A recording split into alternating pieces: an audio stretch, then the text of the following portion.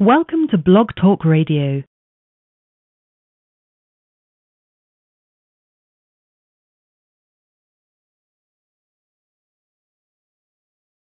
To start your show now, press 1. To hear important instructions, press 2.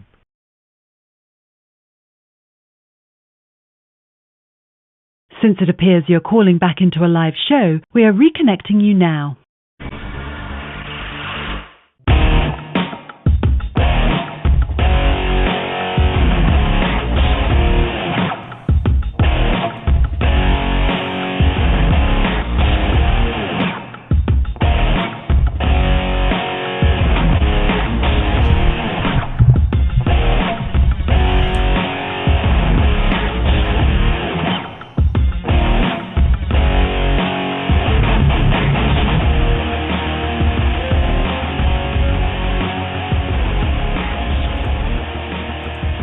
And welcome back to Liberal Dan Radio, talk from the left, that's right. This is your host, Dan Zimmerman, coming at you from New Orleans, Louisiana. To join the conversation is area code 914-803-4131. That is 914-803-4131.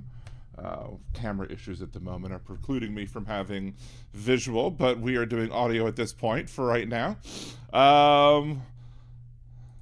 Again, if you want to join on, you could also leave your comments, questions, etc. in the chat at liberaldanradio.com or twitch.tv/liberaldanradio. Of course, I'm having technical issues on my first show back. Why wouldn't I be having technical issues on my first show back? Let's just make sure this thing is up and running. While we're waiting for this to load, hey, Steve from across the pond, Josh, 56, Nick Rich, Dakota Dave, Mr. Spock, Alarasia, Jan, thank you all for joining us today. Nobody over in Twitch land at the moment, but that might change a little bit. I know Aaron's going to be running a little late today, so no biggie. Get myself a little gulp of water. As we're waiting for this silliness to understand why this isn't working. I don't know why it's not working. Let's plug this over here and see if that works. Do I need to update the software? Is that the issue? I don't know. Not much happened last week. Just presidential election going on, Supreme Court being stupid. As always, courts being stupid, as always. Why is this not working? Let's try and open this up again. Maybe that's the problem. Oh, Lord. Let's get to the point where I may need a new laptop. We will see. Hey, Jolie, what's up? I heard that Arnold Palmer was intimidated after seeing MTG in the shower. Well, I mean, Donald Trump is sitting there talking about Arnold Palmer and, Arnold Palmer on the rocks, I suppose, right? 2 rocks is what Mr. Palmer might have had. It just... Surrender Monkey, I've gone blind, but my eyes can see you. All right, let's see. Let's see if this will work now. No. Why are you being stupid? Oh, wait, there we go. We have something coming as an image. All because I got a late start to getting up here. Lord have mercy. I really don't want to do a boring no facial. Of course, I don't have my earbuds either. I don't know what my children did with them. I need to have a conversation with my kiddos about why they need to not, play around with my stuff and game where I game because, stuff gets lost, like my earbuds. And so I'm using a headset today, and of course everything else is being all stupid. So apparently it looks like it's there, but it's not showing up that it's there. Let's see, camera settings.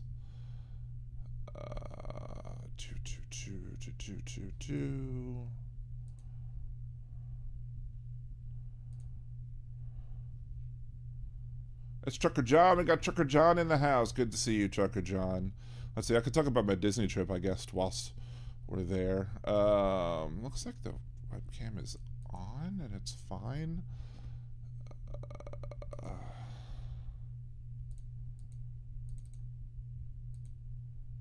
This is being really stupid.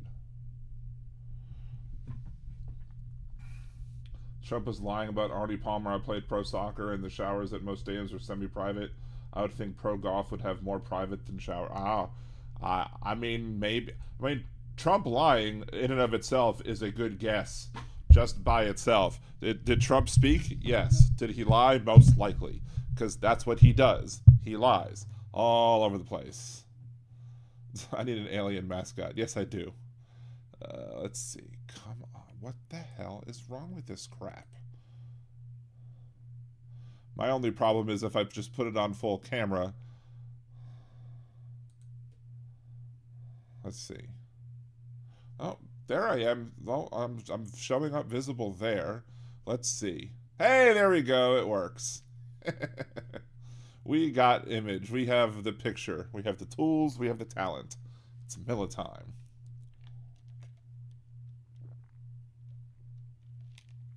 All right. So, yes. Arnold Palmer on the rocks. Just what Donald Trump ordered, hey? I mean, Donald Trump is obsessed with sizes of things. He is obsessed with the size of his crowds. He is obsessed with the size of Arnold Palmer's Johnson. He is impressed with all sorts of oddball things that, you know, a normal, calm, adjusted, well-adjusted individual wouldn't be obsessed with. You know, what else is he going to be obsessed with as president that he hasn't talked about yet? Because we do know what he has talked about already, which is, you know, Arnold Palmer's penis and, you know, grabbing people by the hoo-ha and, you know, seeking retribution against his political enemies. The enemy within includes people like Shifty Shift and whoever else is part of his, you know, the enemies within. And what do you do with enemies within? Well, you go after them, right? You take them out. He wants going to use the military against people who are domestically he views are enemies from within. What could go wrong, right? One of the many reasons why Donald Trump is unfit for this office. But just, we got to stay on Arnold Palmer's Johnson for a bit because, you know, clearly everybody else wanted to, according to Donald, right? I mean, is it just like, I mean, at least he's talking about an actual late great person, right? Instead of somebody, you know, instead of a fictional person like the late great Hannibal Lecter. I don't know, maybe Donald Trump wanted to have Arnold Palmer's Johnson for dinner too. Who knows?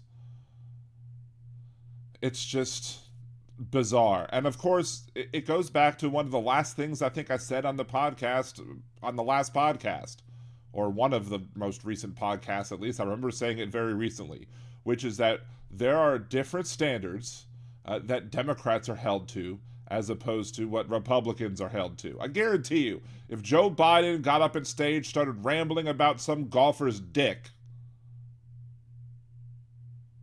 we wouldn't hear the end of it. If Kamala Harris got up on stage and started talking about the size of somebody's genitals, we wouldn't hear the end of it. It would be like, this is ridiculous, this is not presidential, this is not something that's becoming of somebody who wants to lead the free world, yada, yada, yada. But that's only if a Democrat were to do it. Republicans do it, especially if it's Donald Trump that does it. Oh, well, that's Donald being Donald. No, Donald being Donald is the reason why we're in the problems that we have, and why we will be in more problems if we elect him to be president again. Just Donald being Donald is not even okay for the boardroom. It's definitely not okay for the Oval Office. We cannot afford to have somebody of that level of immaturity in the Oval Office. Period. End of story. No two ways about it. But the fact that this election is so freaking close right now, with caveats. Thank you, Robin, for upgrading to wild animal. Appreciate you. I think you're the first wild animal. So congratulations on that. And appreciate your support.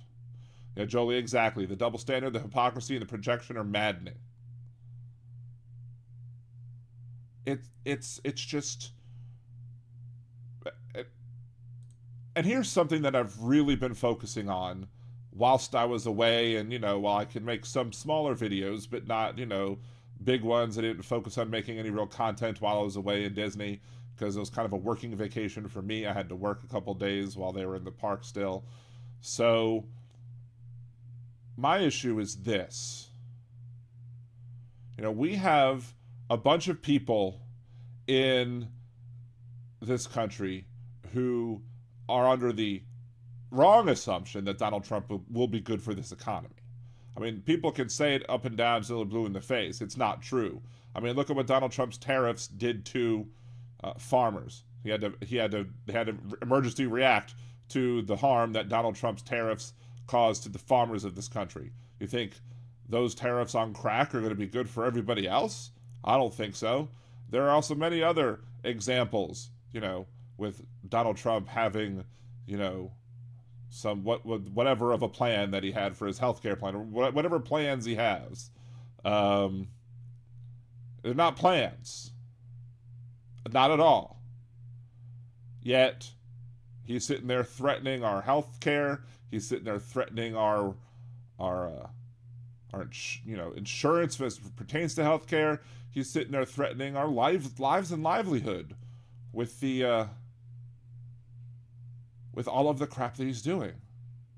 But let's just for a second, let's just give them that maybe they're right. Let's just assume that they were right. They're not, but let's just assume for a second that they're right and that Donald Trump would be a little bit better for the economy than Harris, because I'm not willing to give him that much. But let's just, for the sake of the argument, let's just say that we'll give them that part of the argument. What then? They're willing to overlook him being a sexual assaulter, as you have to say on TikTok, a grapist. They're willing to overlook him sexually abusing people, being found civilly liable for sexual abuse against E. Jean Carroll. And you don't even need the finding in that civil suit to prove it, because in the deposition of that civil suit, when given the option to just brush off his previous "you can just grab people by the hoo-ha" comment, instead of saying, "oh, that was just locker room talk, boys being boys," or whatever. No, he said, it's true, rich people have been doing it for centuries, for millennia, or however long he said that they're doing it, basically justifying the actions that if you're rich, if you're wealthy, you just get to go up and grab people without their consent. And these people who are supposed to be the so-called moral folks, the moral people, these people are the ones who are willing to turn a blind eye to his assaulting people sexually, sexual abuse, rape, everything else he may have done over the course of his life that has been reported on and hasn't been reported on, his willingness to walk into locker rooms of young teens while they're changing for the Miss Teen USA pageant, his close buddy-buddy relationship with Epstein. They're going to overlook all of that, because what's more important to them is that they think that they're going to get more money in their wallet by electing Donald Trump president. I mean, they're wrong. They're not going to get more money in their wallet, but they think that they're going to get more money in their wallet, and to them, that's more important than whether or not the president is a sexual abuser. And that should tell you all you need to know about the people who were supporting him and why you shouldn't be a part of that number. Right? I mean, why can you justify putting a rapist in charge when in reality, I mean, most people with brains know that his plan is going to be terrible for the economy. But again, if you think it's going to be better for the economy and you still vote for him because that's more important than him being a rapist, then you're a terrible human being and you should be goddamn ashamed of yourself. And you could share this with anybody you want. If you know people that are voting for him because they think he's going to be better for the economy, again, he's not going to be better for the economy, but if they think he is, they're basically telling you that they're willing to overlook the fact that a rapist was a rapist just because they think they might financially benefit for it. What kind of example does that set to your kids? What kind of example does that set to your community? What kind of example is that as a human being? There are certain lines that you should just never cross. And violating the body autonomy of somebody else by abusing them, by assaulting them, by raping them is one of those lines. And another line we shouldn't cross is electing one of those people as president. Because if he's willing to not give a crap about people's, bodies when it comes to his own personal greed, what else would he do on a larger, grander scale? We can't afford that as a country. He looks down on people who he views as less than him because, he's rich and they're not.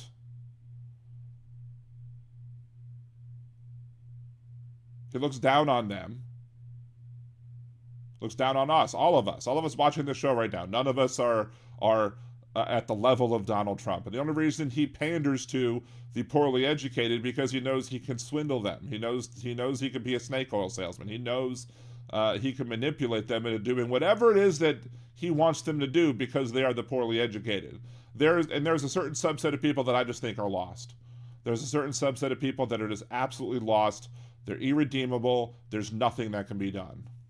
They're just going to be miserable. They're going to be happy as pigs in shit if Trump wins. They're going to be miserable if Trump loses. They'll never accept the election because Donald Trump will never accept the election if he loses. It's as simple as that. But to the other people who are not necessarily irredeemable, but to the other people who might have a little bit more education in their brains and might have actually, retained some of the stuff that they learned, if you're sitting here and you've been duped into thinking that Donald Trump is going to be better for the economy, you're still a terrible person if you're voting for him because you're voting for a rapist. Simple as that. Fight me on it. 914-803-4131, 914-803-4131. Let's go to the phones. Hello. Hey, Dan. How are you doing? Doing all right. How are you today? Doing well. You brought up some interesting objections there, and if you don't mind, could I respond to a few of them? Absolutely. Go right ahead. What's your name? My name is Manasi. We spoke in the past a while ago. All right. What's going on, man? Good to hear from you again.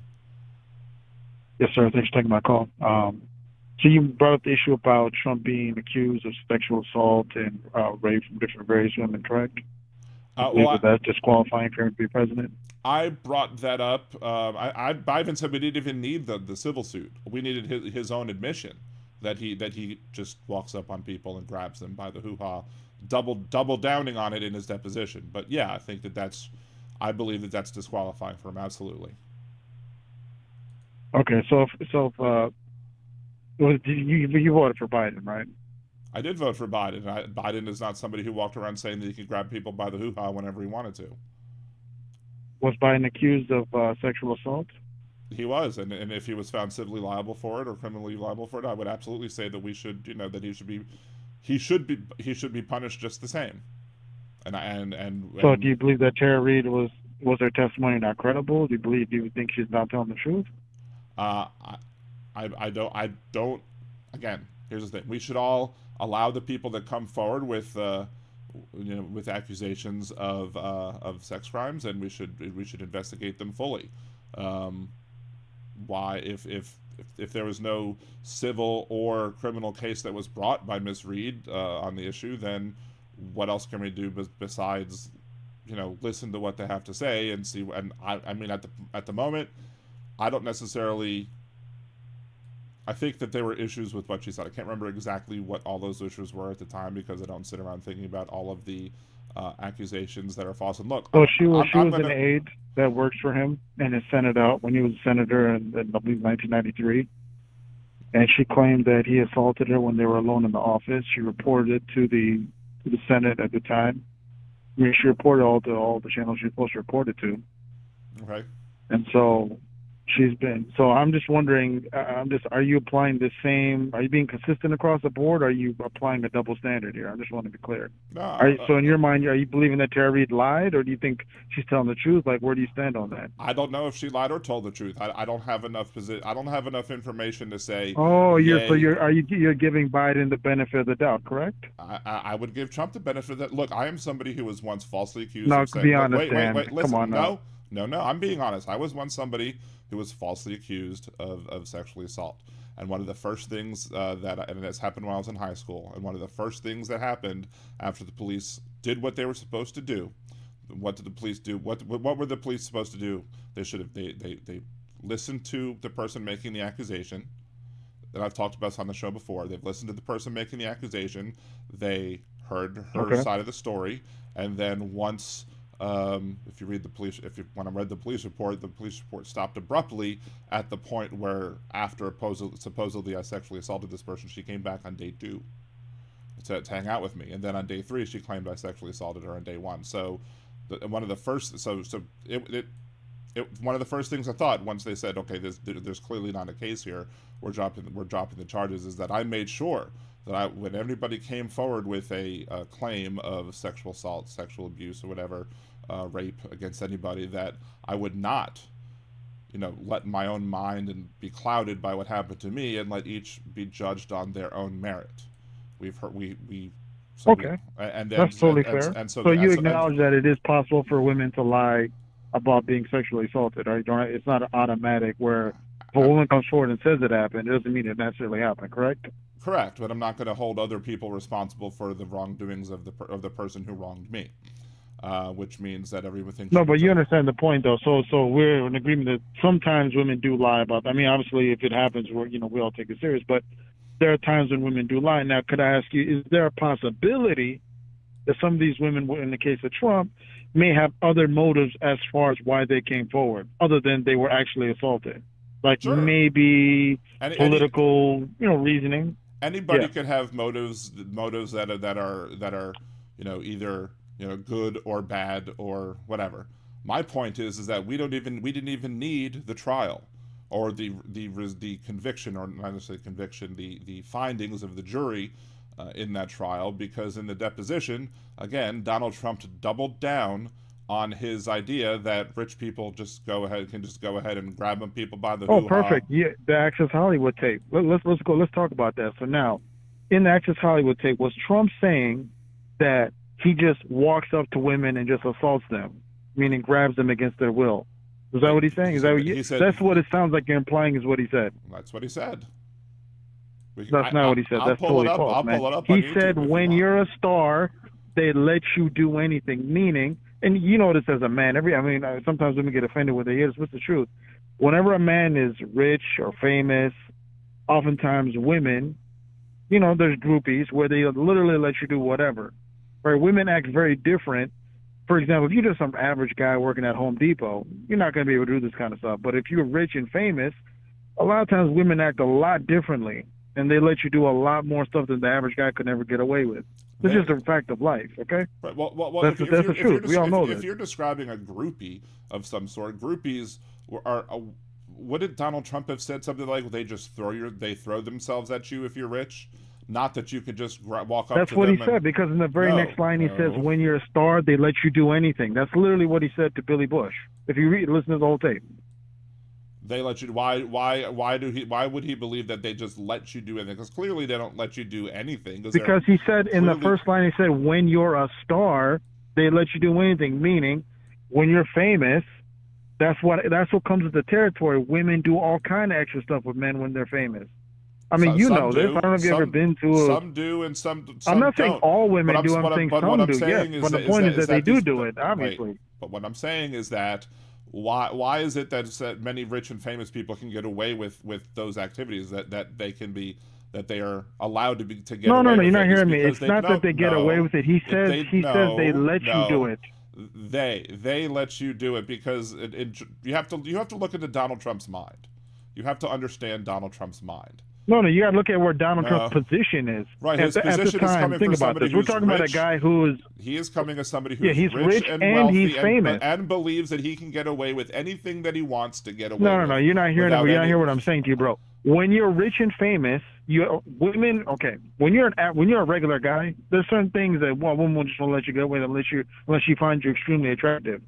When you've got a lot of money and you're famous, bro, the rules of the game change. Women literally throw it at you, for lack of a better term. I'm not trying to get, and if he in the Access Hollywood tape would have said, when you're rich and famous, women just throw themselves at you, I don't think it would have been. I don't think everybody would be like, yeah. That's sure. What the whole conversation was about. Though. He said when you're a star, they let you get it. Walk up to them and grab them by the pussy. That's what he said. He said he walk up to them. He didn't say they'll let you if you ask them they'll let you do it. No, he just said you could just walk up to people and grab them. I think you got to listen to the tape again.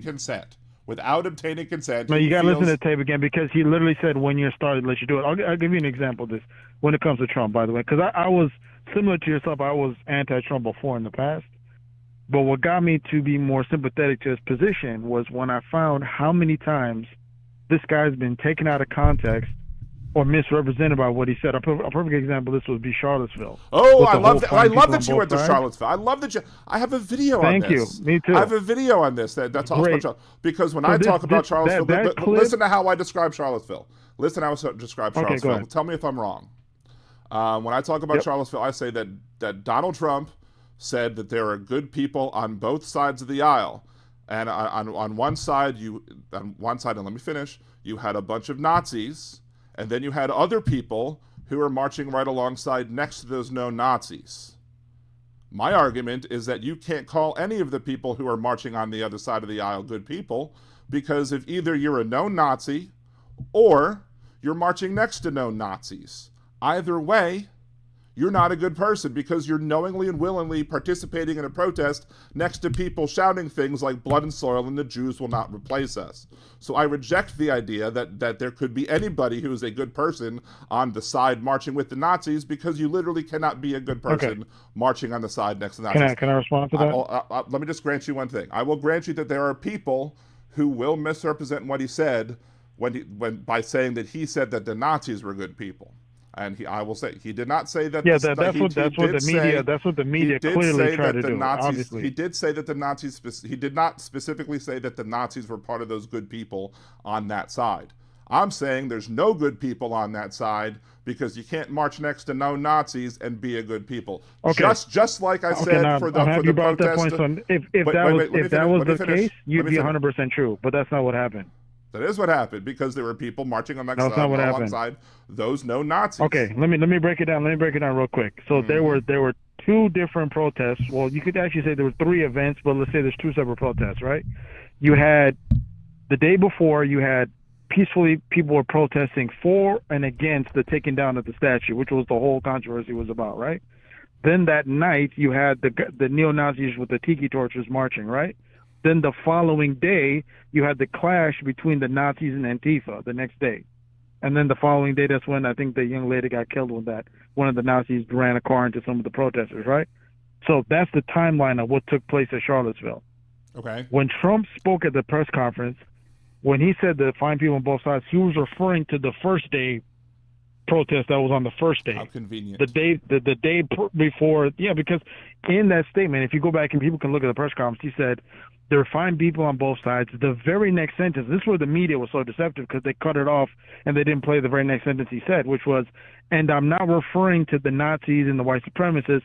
They should be totally condemned. That's the very next line he said. Okay, but now, still. Now, I'm not saying you did this, but the media clearly was taking him out of context and made it seem as if he was referring directly to the Nazis, which obviously you know that's not the case. Well, then clearly more people need to listen to Liberal Dan Radio talk from the left as right, because I do a better job of reporting the facts correctly, but unfortunately that's not the case currently. But still, that being said, just like in that video where I talk about, you know, the actual condemnation of the statement of Trump towards the people in the Charlottesville protests, I also make the same argument against the people who are knowingly protesting what's going on between the state government of Israel and Hamas, when people are, you know, standing next to people who are shouting things like "from the river to the sea," which is an anti-Semitic phrase from Hamas. When people are standing next to people knowingly saying anti-Semitic things, you're also not a good person, because you're knowingly and willing to participate in a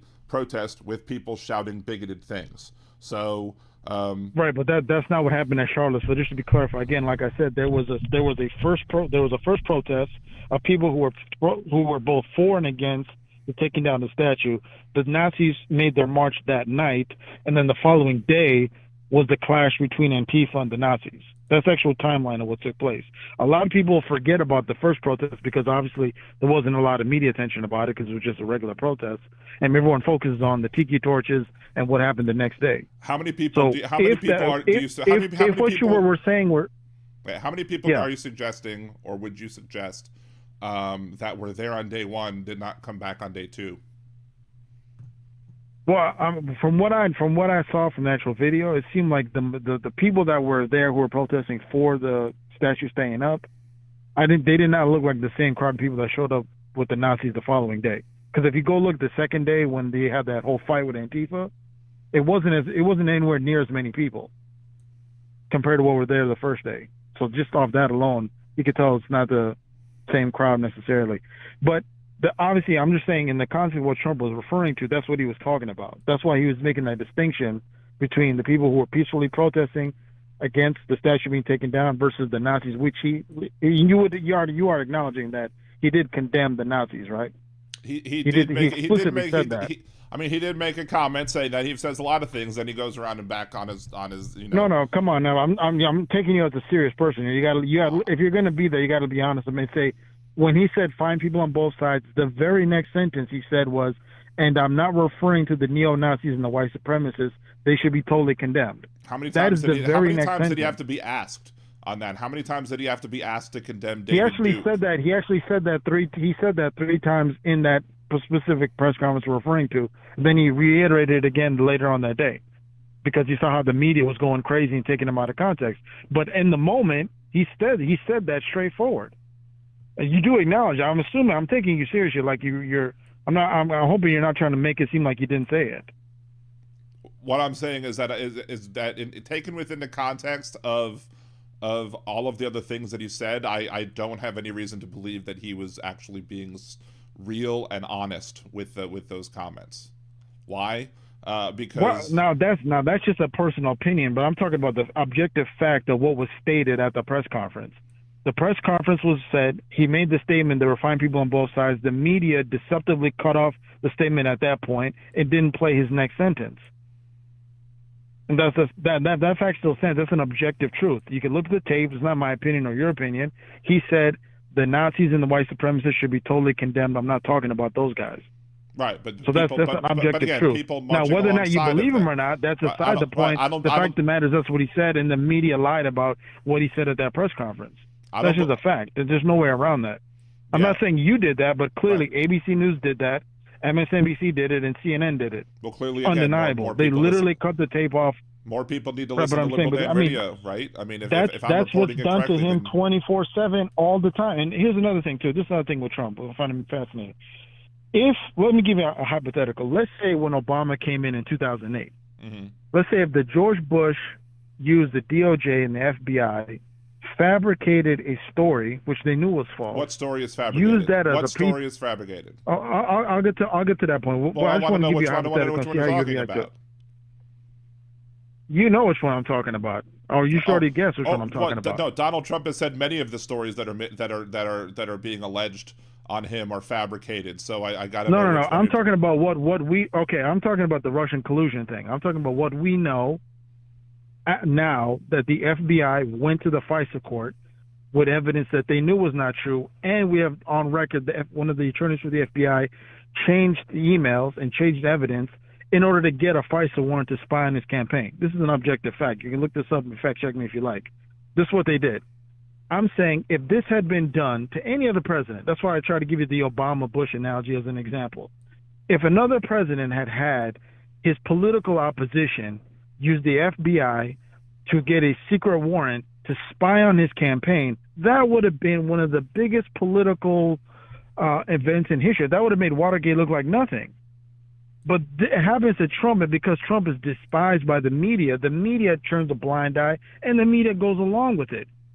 And to this day, there's still Democrats to this day who still believe that he colluded with Russia, and that's how he won the 2016 election. Do you believe despite everything we know that came out now? There is evidence to show that Russia did interfere, even if there was no specific overt. No, collusion. I'm talking about the collusion that Trump literally worked with Putin, and they actually did it together. That's what people believe. A lot of the people will point out that there was Russian interference in the 2016 election to try and give him misinformation to help Trump win. Do you believe that that's the reason he won the election? It's part of it. There are a lot of people who are misinformed. Really? Like Donald Trump. Oh, yeah, come on now, stop. Absolutely.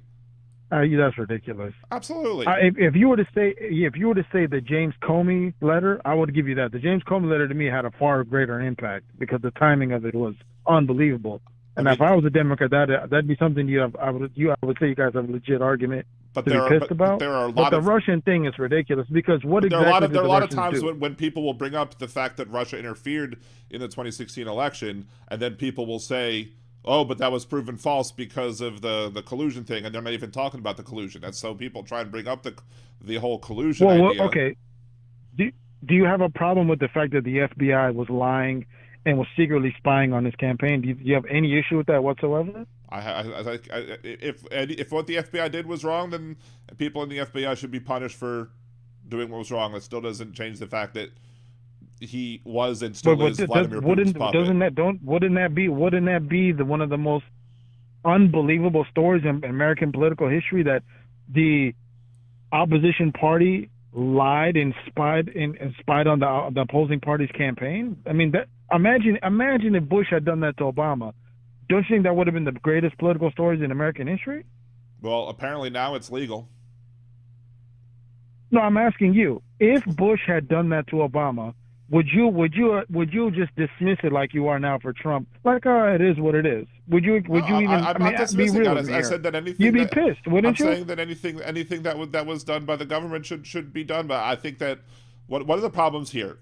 Here, let me just give you an Wait, come on, Dan. You got to be serious and be consistent now. I am being serious and consistent. If the people in government do wrong, they should be punished. You're telling me you would think it's acceptable that if Bush had done it to Obama, you would accept it as, well, it is what the government does and it's fine? You honestly would say that? No, I've said I have a big problem with the fact that apparently it's now legal to do all that, because anything is privileged information if it's information spread within the executive branch, and that's what the Supreme Court recently did. I'm asking you as an American, do you think it's acceptable for political leaders to use the FBI, the DOJ to go after their political opponents like that? Do you think that's acceptable? No, and that's what Donald Trump is specifically threatening right now. now. Okay, so my point is, if you have a problem with it, you should be opposing Donald Trump right now, right? That's what's been happening to this guy. Okay, let's take it further. So Donald when Trump it comes to Trump, it's okay for him to do it. But now I don't have enough evidence to show campaigning. Donald Trump has been campaigning. Let me get this straight. So you're worried about Trump potentially. Trump said lock her up. You're worried about Trump potentially doing it, but when the Democrats literally did it, and they did it the last couple of years, that's okay, right? You're trying to blind eye to. That's just justice, right? All these charges they unleashed on this guy the last 6 months, that's all just above board, nothing political there, no lawfare at all, none of that, right? But Trump, you believe he might do it, despite the fact that it's been done to him multiple times, but then him maybe doing it, that's a threat? The evidence that you've shown is that one person used a different email address, and maybe several people didn't didn't come up with the information right, so therefore the Mueller report came back and said that there was no evidence of collusion that exists? Whoa. We're talking about the FBI knew it. The FBI knew out the gate that the Russian collusion thing wasn't true. They knew it. They knew the Steele dossier wasn't legitimate. They knew that it was the byproduct of political out research. They knew that. They knew that the Jeb Bush and Hillary Clinton campaign had paid money to get it done. All this stuff, they knew that.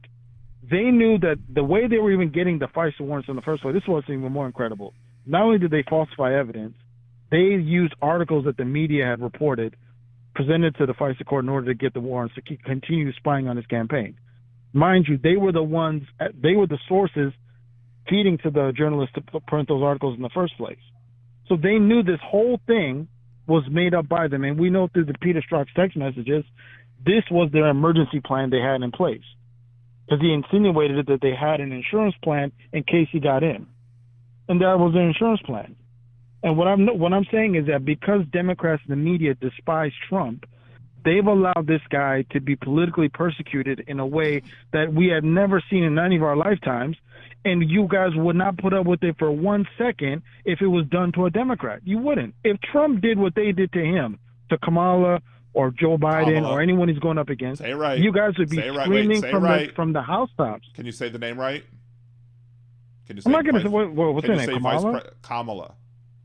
It's Kamala. Okay, Kamala. There. Okay, that makes you feel better. Well, but no, you get what I'm saying. If Trump did it, because you guys call him a threat to democracy. I don't sit around calling Donald Trump the names like Trump for other people things called. I call him Donald Trump. Well, I'm African and I've got an African name and people mispronounce my name all the time. I don't get offended by it. And they shouldn't. But it doesn't. It's not that people getting all tizzy. That's just. It's just a political correctness when people are trying to pull. I mean, it doesn't work. I mean, I'm not white, so you can't pull that on me. But when it comes to my point, still stands. If what you guys are coming, because you guys say Trump's a threat to democracy, he's going to be a dictator, he's going to use his political power to go after his political opponents. My point is that the very thing. No, that was obviously a joke. Trump already said he never jokes. He was asked by the media one time, "Were you kidding?" He was obviously being sarcastic. I'll give you another example of that. Remember the bloodbath comment?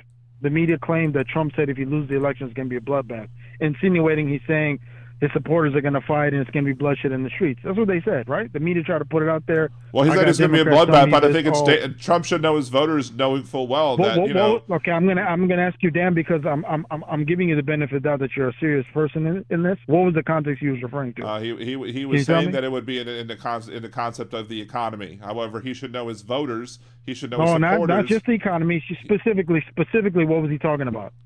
I don't remember this. I'm admitting that he was. He was talking about the auto industry. He was referring to the fact that the Chinese are currently building gigantic car plants in Mexico, and he said if no one interferes and tries to do something about it, and he claimed that the Democrats are not.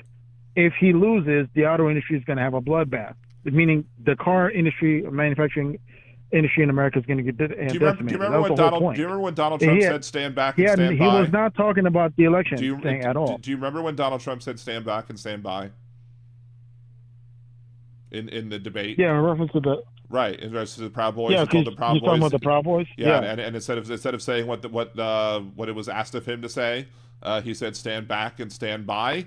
Instead of standing down. No, he said to Chris Wallace before that. He said, "Who do you want me to condemn? I condemn them totally." No, but he because said, what Chris Wallace was asking. Because remember, let me make my point. Okay, go ahead. He said to them when he told them to stand down, instead of saying stand down, he said stand back and stand by. And Proud Boys said, we took that as a message. We understand exactly what you're saying, Mr. President. We are going to act because you want us to stand by to act in your stead. Act for you. That's what Proud Boy said because of his words. Donald Trump's words incite other people to do things because many of Donald Trump's supporters, as he says himself, are poorly educated. He said that's the only people he said he loved after the 2016 Nevada primary. He said he loves the poorly educated, and a bunch of his supporters, not saying most or all, but a bunch of his supporters will try and prove every day that they are worthy of that love still. But if he says things like it's going to be a bloodbath if I lose. Are you consistent? If he says it's going to be a bloodbath, are you consistent? well, hold on. Let me finish my point, and then you can test my consistency. If he says it's going to be a bloodbath when he loses, do you not think that there's going to be a significant number of people who are part of those same group of supporters who are going to be like, he's calling for Again, a bloodbath? Yeah, if what the media's misrepresentation of that comment is true, of course. But obviously, like I said, that's why I asked you to check if you're being serious here. You obviously acknowledged the context was talking about the economy and more specifically the auto industry. Sure, he wasn't talking about the election in that case. But let me flip it to you. Hold on. His diehard supporters, though, won't listen to those other media sources. They're not going to listen to how the other media describe it. They're going to listen to just to the words that he says. And when he says it's going to be a bloodbath, that's what he said. He said if you look at the clip for more than the little 5-second clip you're referring to like less than a half a sentence from the actual rally speech. And stand back and stand by was the definition of taking the debate. Hold on, Dan. Dan, you know that's the definition of taking someone out of context, obviously, right? No, not at all. You do acknowledge that. I'm saying that his supporters may very well be taking him out of context, and because his supporters. I'm a Trump supporter, and I know that's not the context. What are you talking about? But I'm not talking about. Listen, if you're not one of those supporters, then I'm not talking about you. I'm not strawmanning people. I'm looking back at history. People that you don't know.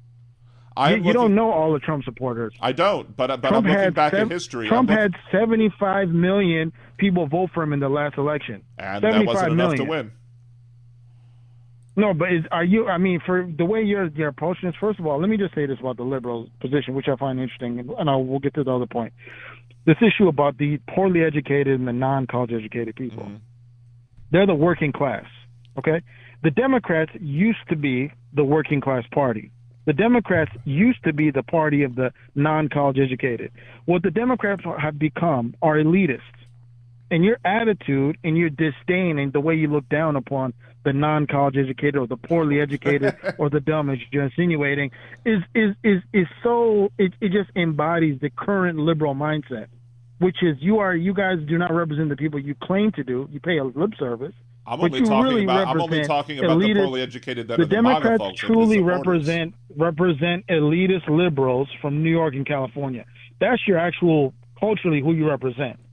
Okay, that's number one. So number two, by doing that, that's how Trump even gained support in the first place, because the people that you look down upon as these morons in middle America are the very people that Trump embraced. And because you guys forgot these people, that's what that gave the opening to Trump. That's how Trump even came to be where he is politically in the first place, because of Democrats and their lack of representing the people they claimed they're supposed to represent. What happened to those steelworkers? What happened to those steelworkers, for example, when they were working? We're not just talking about steelworkers. We're talking about how Trump has gotten a large portion of the working class to come to his side when they are supposed to be with Democrats. Who allowed themselves to be conned and scammed. And that's what Donald Trump has done. No, it's not that. It's because Democrats forgot it's not just economic policy. It's also culture. What Democrats forgot was they may have certain economic policies that appeal to the working class, but culturally they are completely opposed to it. They despise religion, in particular Christianity, despite the fact that the majority of the working class in America are religious and Christian. They have a Joe Biden is literally a Catholic that goes to church. Hold on. Let me make my point, Dan. I'm not talking about just Biden. Biden is a moderate in today's Democrat Party. I'm talking about the party as a whole. At least you admit it. A lot of other people on the right call him a socialist, but go on. No, well, I'm not speaking for them, but we should keep it. Biden is what the Democrat Party used to be. He's basically a throwback to prior to 2008. Okay, I'm talking about the current Democrat Party of today. The same liberals that you were complaining about who are marching with the Palestinians, talking about from the river to the sea. I'm talking about those, the new Democrat Party, okay? That's the progressives, if you will, whatever title you want to give them. But that group culturally has nothing in common with the working class. And so what the Democrat Party forgot was, just as important as economic policy may be for people, where you stand culturally matters as well, whether or not you identify with a group of people. So when liberals have this look down upon the non-college educated, the religious, people who have more traditional values, and view That's them your as straw man. backwards. That's your straw man. That is a huge no, straw that's man. what liberals have done that consistently. Have you ever read the New York Times? Of liberals. Have you ever read the New York Times opinion page? What are you talking about, man? It's usually behind a paywall, but that's the New York Times is not the end all and be all of liberalism either. And again, I have many liberals in my life that I deal with that are from the East Coast and from the West Coast. Can I mute you a second? All of them share this view. Look, I'm going to wait. They all share this view of religious people. Hold on. I need to address something in my YouTube chat. So I'm going to mute you for a second, and I'm going to address the people in the YouTube chat, and then we're going to come back to you. Okay? I promise. Okay. All right, people in the YouTube chat. Here's what I don't understand. I'm trying to do a successful podcast on YouTube and Twitch or whatever, and I'm trying to do what I do, but what I feel I do best is engage and discuss things with people. And sometimes, yes, I engage with people and let them speak a lot because sometimes I want to hear what they have to say so I can pick apart their arguments. I understand that y'all don't like that I do what some of you don't like when it happens, and you know what? You know, it's not like we're sitting here talking to what's his face, Joseph Gibson at the moment, who apparently went into house chat because he was bored and started calling Aaron names. But, you know, I see a lot of people who complain about me debating people live on the air, and some of those same people hop on over to Dude afterwards, who does the same thing, except he does it on TikTok, and then streams it to YouTube. So, I don't know what you want me to do. I don't know what you want from me. Honestly. Sometimes I take calls, and when I take the calls, I'm going to deal with the calls, and I'm not going to sit there. These issues are far too important to leave it as a simple, 2-minute conversation and let that be the end of it. We need to hear what the other side says so we can disassemble it. We can talk about it, and if the other side makes a good point, fine, I'll acknowledge the other side makes a good point. If the other side doesn't make a good point, I'm going to give them as much rope as I think I need to give them before they hang themselves, proverbially. Not calling for anybody to hang themselves. And I understand some people are yelling at the caller and not at me, but other people, this is just what I'm going to say. You're free to not enjoy certain parts of the show. If I'm doing a certain part of the show that you don't like, you're free to step away and then come back later when I'm done with it. But it drives me crazy when I do the same thing that other people do and y'all bitch about it when I do it and see y'all not bitching about it when other people do it. And it's frustrating. It's absolutely frustrating to me. And just because, and if I didn't see you in the other places, then maybe I wouldn't have as much of a problem with it. But I see some of the people in the other places watching the people do the same exact thing, or maybe doing it in a slightly different way. I mean, how can sit here and do a 20-minute, 30-minute, 50-minute video, listen with like people who are, well-known people, and you don't have a problem with it. I guess because you can hit the pause button. Dude can do it. Y'all don't have a problem with it. But I start doing it, and some of you will have a problem with it. And look, you don't have to like it, but you don't have to sit here and berate me for it neither.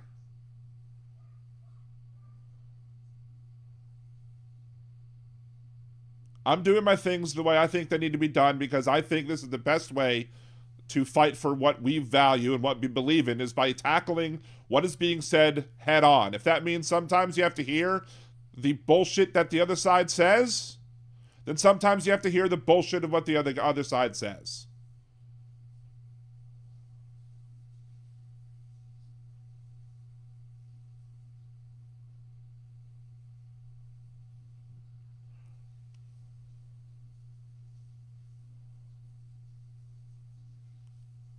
And Tim, I wouldn't feel the need to have to do this if it wasn't frustrating every time it happened. You don't like this part of the show? You're free to not listen to this part of the show and you can come back later.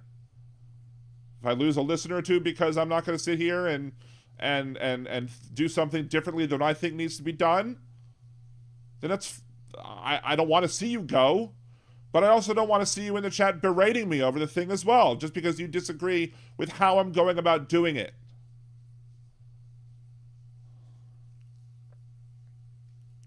And I'm having problems seeing some things in the screen because my freaking monitors are blinking on and off.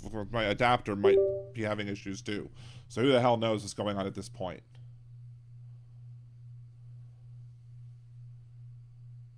There's a reason I have a phone. I offer a phone number for people to call in. There's a reason why I do a lot of the things that I do. Like, remember the time when Gibson was on? He was talking about policing, and I let him have all of his rope that he wanted for, using the federal government to go after your political rivals. And then I was like, so let me ask you something. Did you shout lock her up at Trump rallies in 2016? No? Oh, you did, huh? Oh, well then why isn't that the same thing? Why isn't that him politicizing or politicizing the Department of Justice or using lawfare?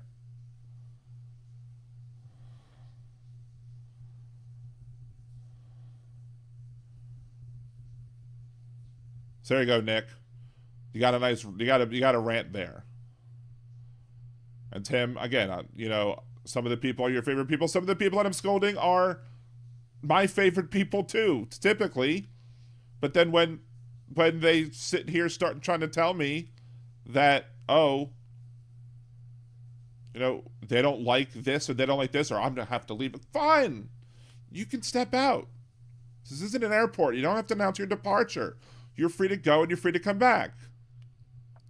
You're also free to call in and make the points that you want to make.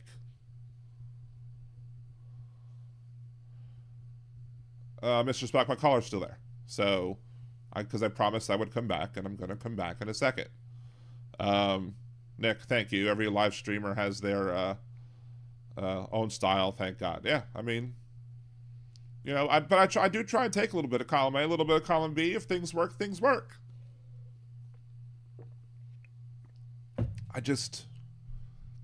I think I do a good job debating people. I think I do a good job, interacting with people, and look, it is what it is.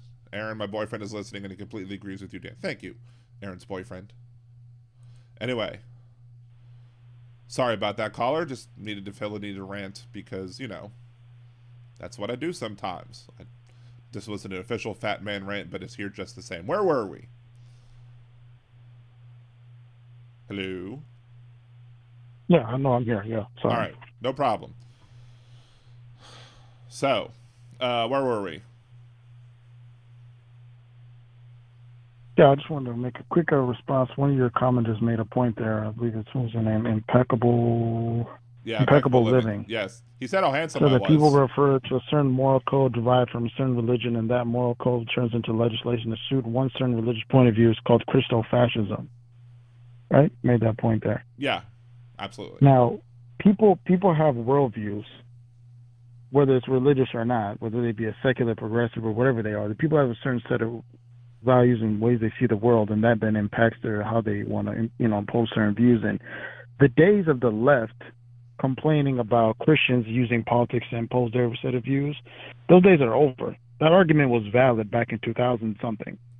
But now when the left has come to power and taken over, and we see how their views, they're wanted to impose this LGBT agenda, not just domestically, but around the world. What LGBT? Like, I'm from Africa, right? What LGBTQ? I'll give you an example of how they try to use the LGBT agenda. Okay, so I'm from Eastern Africa.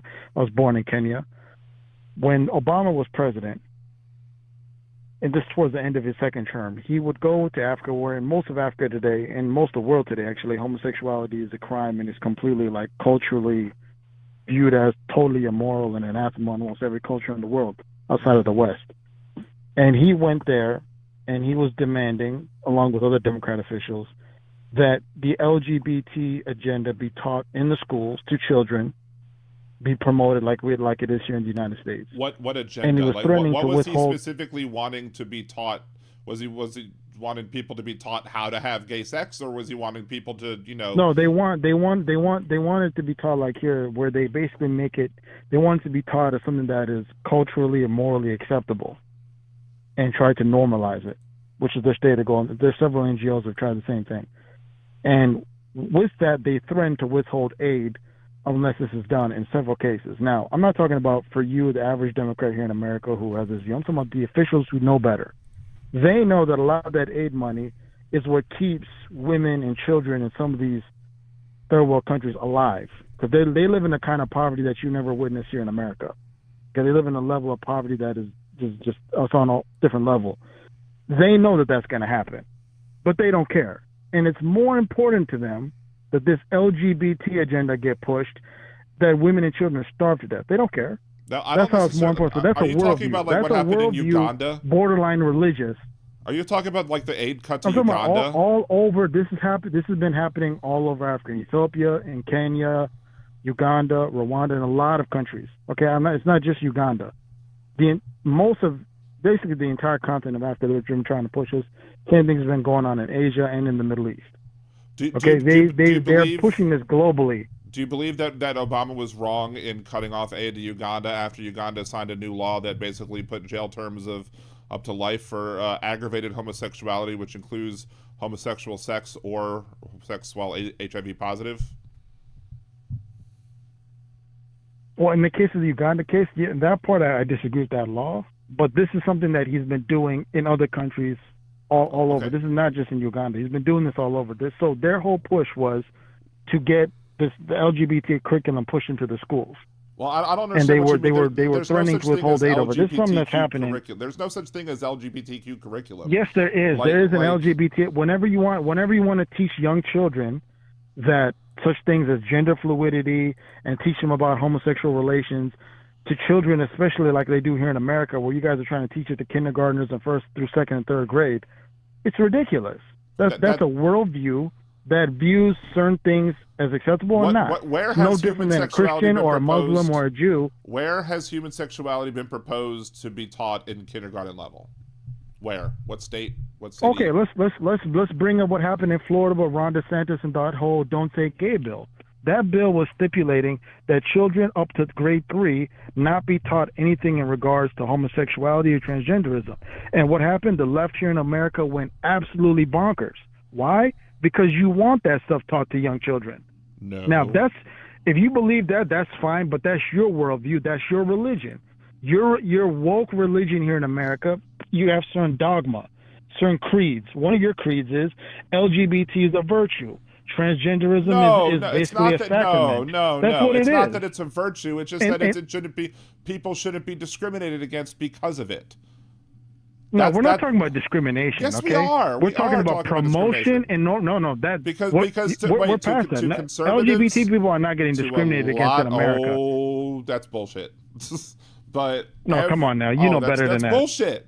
If you were talking about in other parts of the world, I would agree with you. But in America, well, you were talking about other parts of the world too. You were talking about Africa. Parades in every major city in the west in Europe and in Canada and America, and it's being promoted on every media platform. And you got an entire month where you cannot stop seeing rainbows everywhere. Are you kidding me? Come on, man. A rainbow, let's be real. Terrible. Rainbow's going to harm poor. No, poor it's kids. being the promotion of it is over the top. I mean, come on, man. Well, maybe I understand, like, because if you live here in America and it's become normal, and you think this is normal, then that's one thing because you guys have made it normal. But the rest of the world looks at stuff like it's insanity.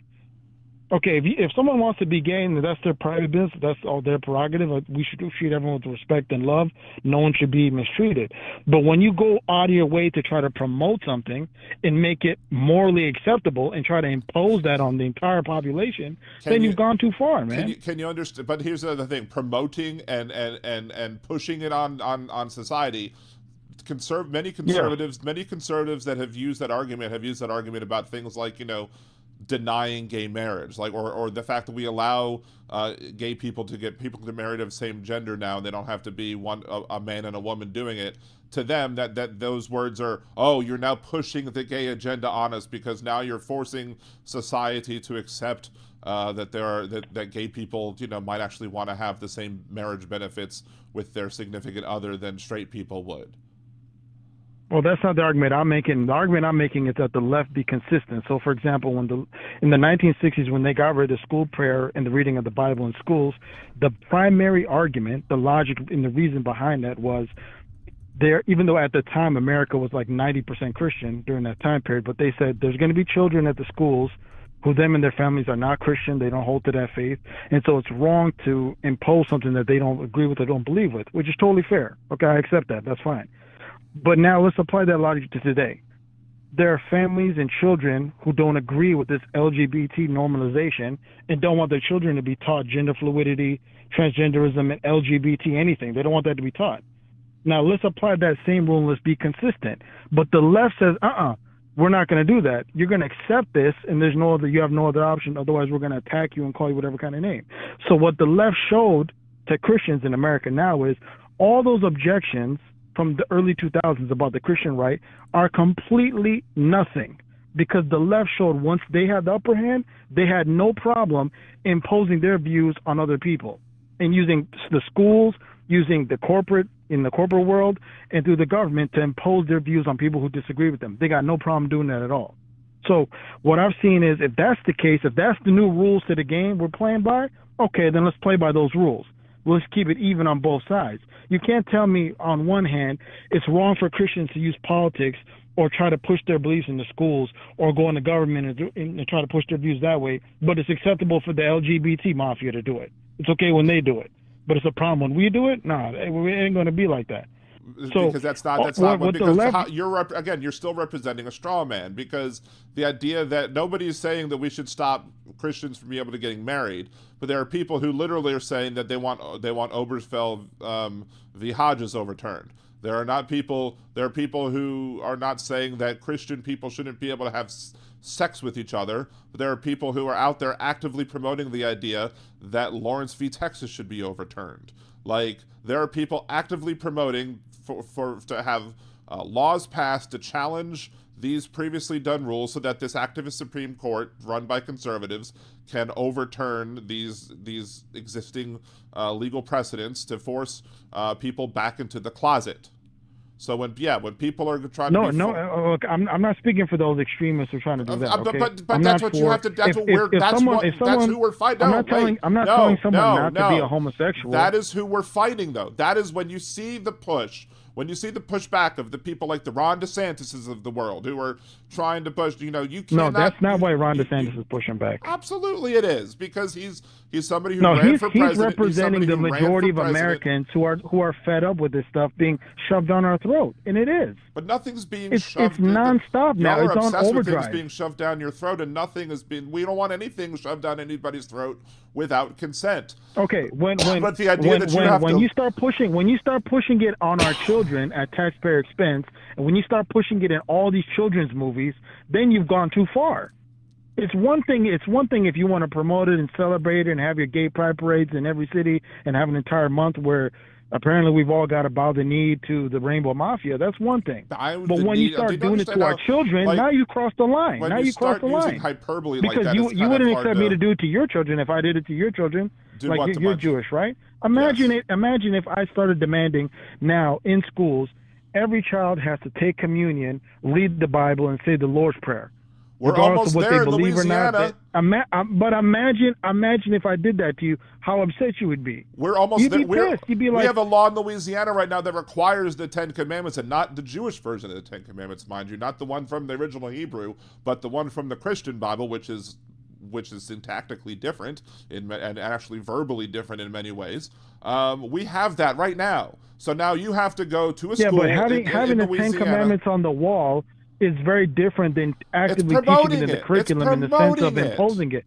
It's promoting. Also, okay, do you apply that? Do you apply that same rule when they hang rainbow flags in schools?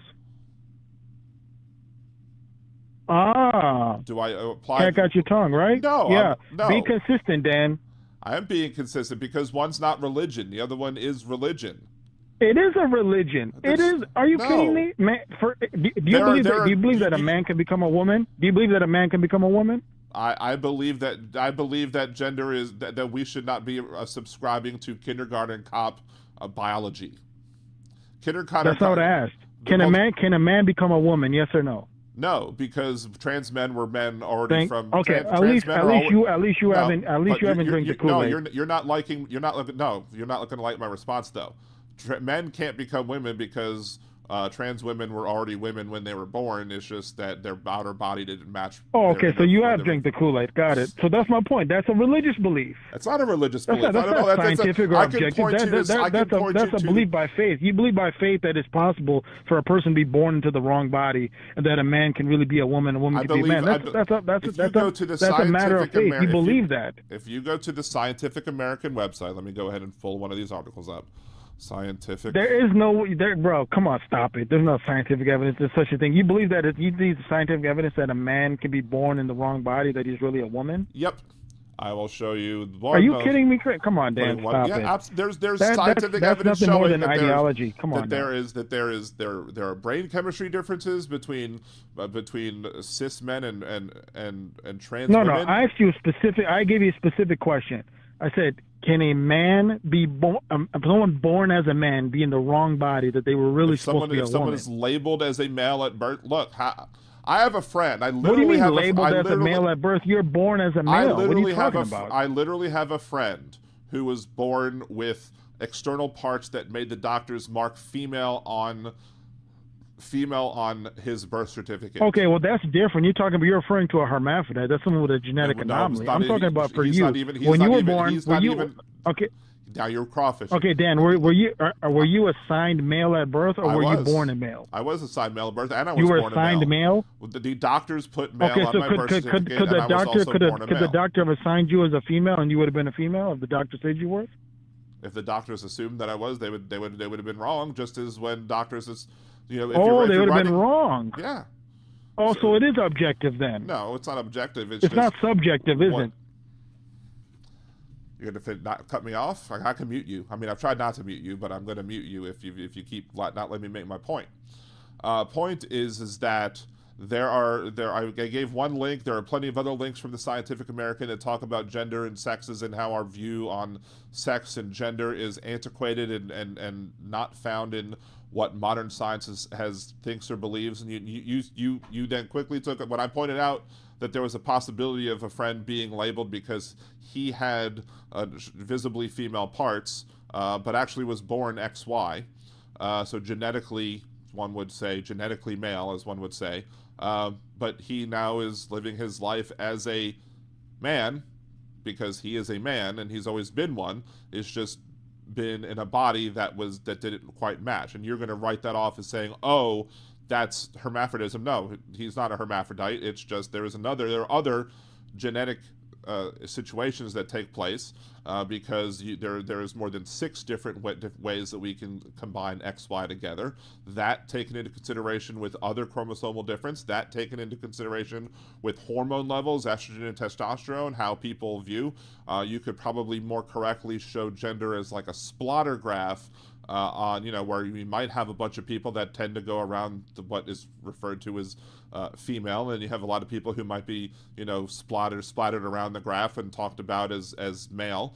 But there are a lot of people who are other places on that graph where the labels of male and female don't quite fit, or there might be people who, are in situations where, maybe they're biologically they developed parts in a particular way, but that's not how their brain developed. That's not how the rest of them developed, and as such, the simplistic all boys have a penis, all girls have a vagina, kindergarten cop version of biology just doesn't work. And if I was citing some, opinion pieces about this, I could see where you could, come after me. Oh, that's just your opinion. I've been citing several of these Scientific American articles for a very long time now, simply because they give comprehensive views and charts and how gender is not as simple as we try and make it out to be, how even sex isn't, sex assignment isn't as simple as some people try and make it out to be.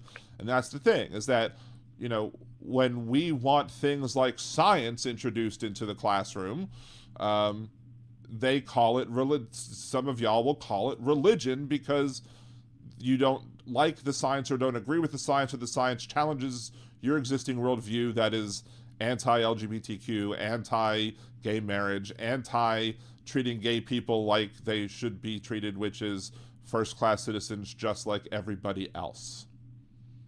Can the same be true in the reverse? Meaning, can LGBT activists use their influence to try to cause scientists and people in the psychological community to change what they stated before in order to fit their agenda? To fit agendas? If they're real scientists, no. But scientists, scientists. So that didn't happen? Scientists, when presented with new information, tend to accept the new information as valid and correct, if as long as the information is shown to be valid and correct. So that's how science works. If you have a situation where you scientists may believe X is true, and then later on they're given more data, more information to judge what the situation, how the situation is going, and they might then change or adapt or alter their view on reality. Have you ever heard of the DSM-4?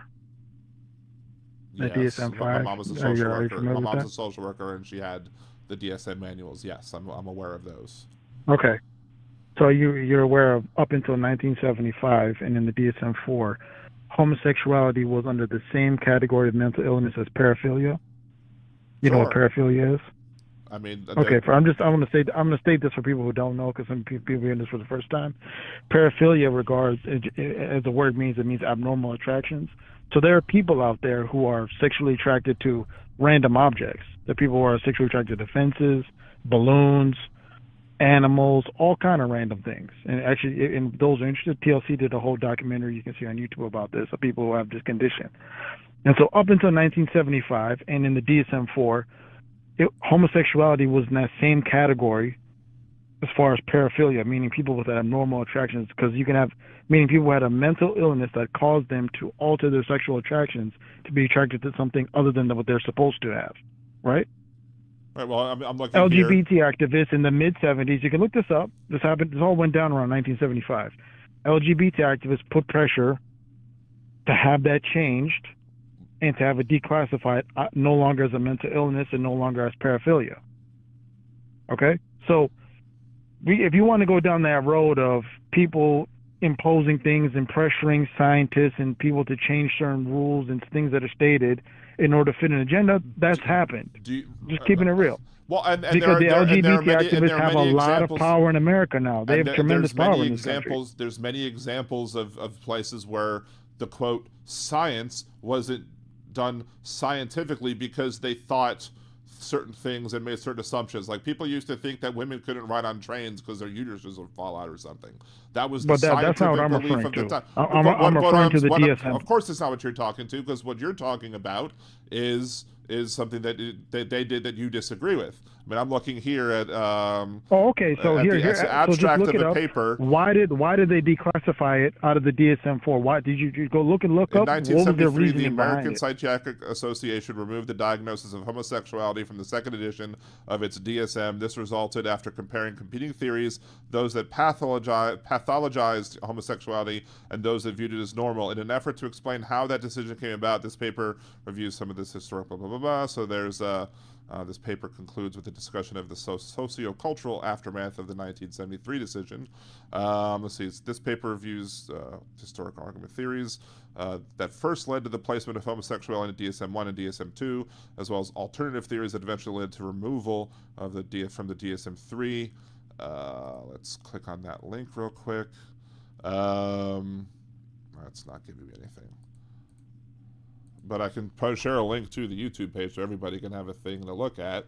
Yeah. But it's acknowledging that's what was done. But it was. But it's not. But it's saying it was done because it compared to the theories that were presented to keep it in the manual as a theory, and then. Yeah. So who were presenting the opposing view? That's the question. Who was it was LGBT activists that were doing it. But were they wrong? Back and look, man. But were they wrong? There were several books. There were several books written on this thing.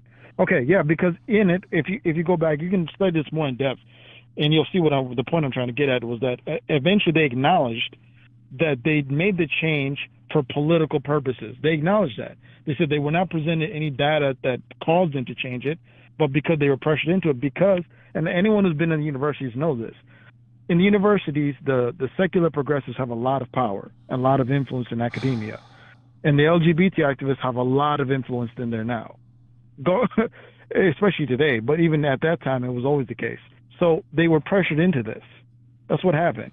You go look it up. Like I said, you can research this a little bit more, and we can follow this up next week if you want to, and you'll see what I'm saying is true. They were pressured into making that decision. But the point still stands. Most people in America don't even know that this even happened. They don't even know that. So what if they were pressured into making it categorized as a mental illness? If the DSM was wrong, why wouldn't they have pressured them to make the decision? And who else? That's the point. That's the point I'm trying to get at. That's why I told you you need to research this more, because you'll find out they acknowledged they were not given data to cause them to change their view. They were politically pressured into doing so. They acknowledge it. They actually. I can say that they were not given. Study it more, and you'll see what I'm saying. They were not given data to as to why they should legitimately be in there in the first place. So if they were. What are you talking about? They did extensive studies. Okay, for example, Dan, you know paraphilia is a legitimate mental illness, right? That people have a mental illness that can cause them to be sexually attracted to random things that normally a person would not be sexually attracted to, like a balloon or a fence, right? Or even an animal. That's right? not people. And then so there are people. No, you're not hearing what I'm saying to you, Dan. Exactly what you're saying, because you're trying to. So it's possible. So it is possible. You're trying to justify. It's an appeal to tradition, basically, is what you're saying. Is that because it was no, it's not an appeal to tradition. It is an appeal to tradition because you're saying it should it have been removed from the thing because you believe it was political pressure. No, you're not hearing the point I'm trying to make. I'm making a separate point, Dan. Right now, I'm saying that the fact that it is possible for someone to have a mental illness. I'm going to mute you a second. I can't have an honest discussion with you if you're going to go all over the place. If you're going to go back and forth from this is my belief to that's my belief to this is my belief to, and not if we can't stay on the same subject, then we're not going to be able to have a decent discussion, and I'm going to have to call it an end at this point. Simply because of the fact that you're saying that that pressure was put on them to change it, but why wouldn't they put pressure on to change it if the reason that the information was in there to begin with was not a good reason? I.e., if they can't support, if you can't support the reason for inclusion of that homosexuality is a mental disorder, then there should be no reason that anybody would have to give any arguments as to why it isn't. Again, because you're basically saying that the people who were pushing it to have it removed from the DSM, or you're trying to say that they should have proven a negative, that they somehow were required. They should be required to prove that homosexuality is not a mental illness. That's not how logic works. That's not how argument works. That's not how science works. They should have been required to show why the people who had the information in the DSM should have had to prove why including homosexuality as a mental illness or whatever should remain in the DSM. And if they couldn't justify the inclusion of it, and it was just based on certain suspicious beliefs that are purely religious based, for example, then you're not gonna then you shouldn't keep it in. It doesn't. There's no requirement for the people who are saying that the DSM shouldn't include that to prove their case if the case wasn't proven for the inclusion to begin with. That's what I'm saying, and you've jumped all around the point. So I've at this point I think I've given you enough time. So I thank you very much for calling. You're welcome to call back another day, but at this point I think I've reached my limit of trying to jump around with the points that you've been trying to make today. So,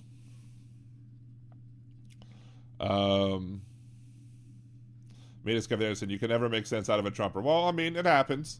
But again, the reason we have the calls, the reason we take calls on the show, at least when Blog Talk Radio is working, is that we want to make sure to hear what the other side is saying so that we can effectively address what is being said. So I think I've done that with several of the points that I've made. And again, thank you for your call. But I think that it was brought up about the whole point about, Charlottesville. I've been consistent on my criticism about what Donald Trump said and about Charlottesville, that you can't be on the same side as Nazis and be a good person. Once you see Nazis are there, you should be standing up and be protesting the Nazis instead of some statues.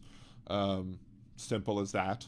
If you want, Donald Trump, we talked, early on, we shied so far away, or we got so far away from the original point of Donald Trump and his beliefs that you could just walk up on people and grab them by the hoo-ha and it doesn't matter, and they just let you do it or whatever. Yeah, why do they let powerful people do things? Because powerful people know that they can get away with things because powerful people have the system rigged in their favor. Want to talk about a rigged system? The system is rigged in their favor. So there are many people, like especially in Hollywood and people dealing with famous people, who won't want to do certain things, but will feel that they have to do certain things, or else they're not going to be believed. They're going to get in trouble. Basically, coercion isn't consent. So the idea that now again, if Donald Trump would have simply said in the Access Hollywood video, when you're famous, women throw themselves at you all the time, nobody would have had a problem with that, because that's a true statement. There are famous people and there are people who will throw themselves at you. That's not what Donald Trump said. Donald Trump was bragging about the ability to walk up on people and, without ascertaining that they would be okay with it or not, just grabbing them right by the hoo-ha. That's what Donald Trump supports. That's what Donald Trump believes is perfectly okay. And if you think that the idea that we could have a better economy under Trump, which we won't, but if you believe that the idea we could have a better economy under Trump is worth it to let in a rapist to the office, then I'm sorry, I have to question your morals. I have to question you on everything pertaining to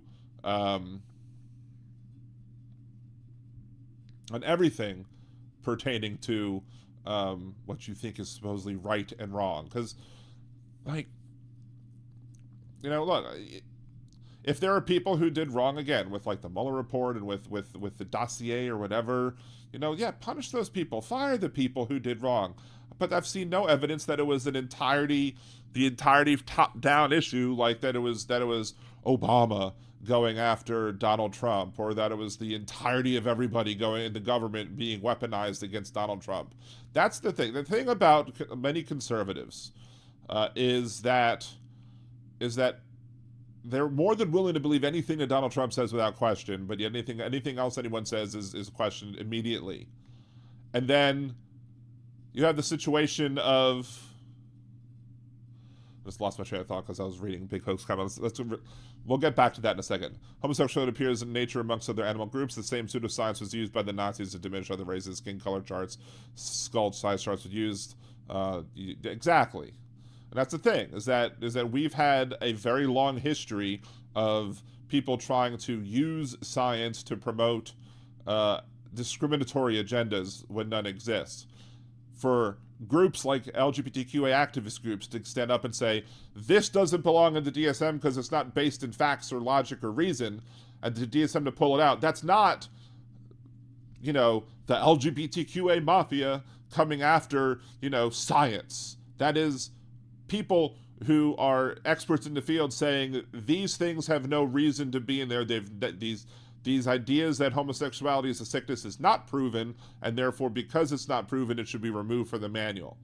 And then, if it's true that it has not been proven that homosexuality is some sort of deviancy or some sort of whatever, mental illness, then absolutely it should be taken out of the manual. That's why the caller brought up Tara Reid to play the hypocrisy card, even though it's a false equivalency. That's right. Again, the first reason it is a false equivalency is simply because of the fact that I'm going off of Donald Trump's words. I'm going off of Donald Trump's admission of being able to walk up to people and grab them by the hoo-ha. No issue. Takes no issue with that. But I see a whole bunch of conservative Christians seem to have no problem. I asked one of them. I was one of the people that I know, who was trying to play both sidesism or whatever. And I was like, what has Vice President Harris done that would enable you to say, okay, this is worse than rape? And somebody's like, she's done nothing and she's a puppet, or whatever. That's what he said. And I was like, so done nothing and is a puppet is now worse for you than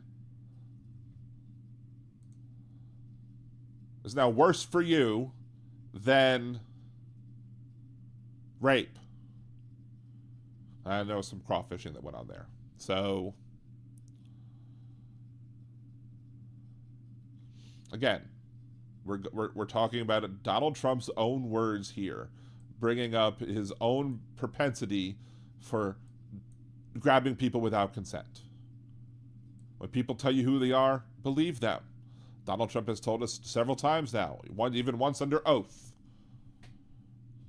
that there's nothing wrong with people just grabbing others by the hoo-ha without consent. If the idea that making more money and having more money in your wallet is more important than making sure people aren't raped, then you have a moral problem. I can't say anything more about that. And the moral problem here is with you. And I just don't understand how this election can be as close as it is. And I say as close as it is simply because we don't know how the youth vote's going to turn out.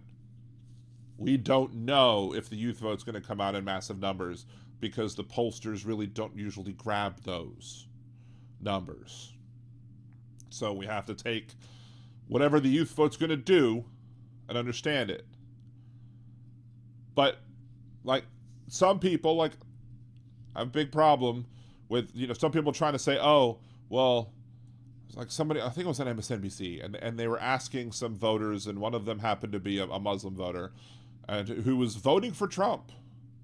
I'm like, why are you voting for Trump? It's like, he said that brought up that Donald Trump said, according to this reporter, that Donald Trump said that he'll try and reinstitute a attempt to pass a total and complete ban on Muslims entering the country. And the person's like, well, he said that before and it didn't happen.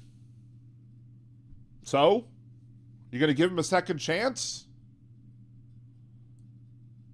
Donald Trump wants Netanyahu to finish the job in Gaza. And I'm sure to Donald Trump, finishing the job in Gaza to Trump means raising the entire thing and letting Donald Trump or Kushner or whatever buy some property on it to make Trump Gaza. The Trump Mediterranean Sea, or whatever he would call it. That's what finishing the job probably means to Netanyahu and to Donald Trump. So the idea that somehow we're going to So the idea that somehow we're going to be in a better place for Muslims if Trump wins is absurd. The only logical sense I can make from anybody who happens to be Muslim who's voting for Donald Trump is simply this: they're seeing suffering in their community, and they want everybody else to see the same suffering.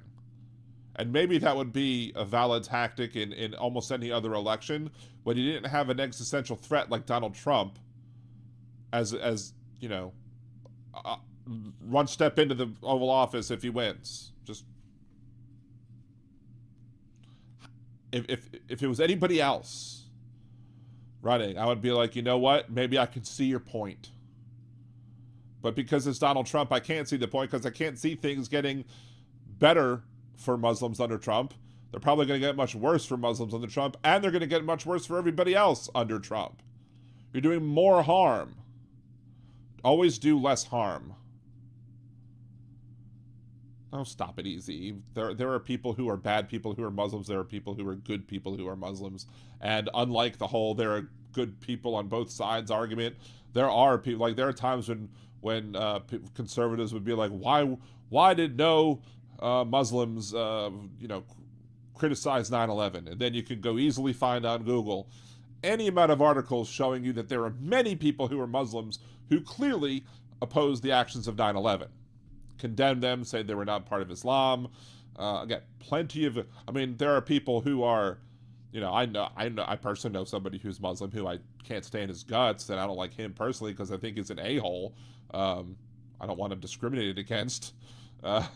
It's just not that because he still has every right to be in this country. He's a naturalized citizen. He's, I'm sure he loves his kids very much, and just haven't seen them very much often because he treated me like a piece of crap. So I yeeted him from my life, but that doesn't mean that I want government to treat him like a piece of crap. So, Surrender Monkey, I have faith.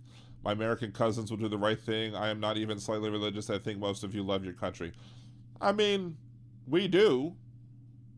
Unfortunately, I think there are a lot of people on the conservative side who like the Confederacy, the Confederate States of America, and wish that we would be the Confederate States of America. I'm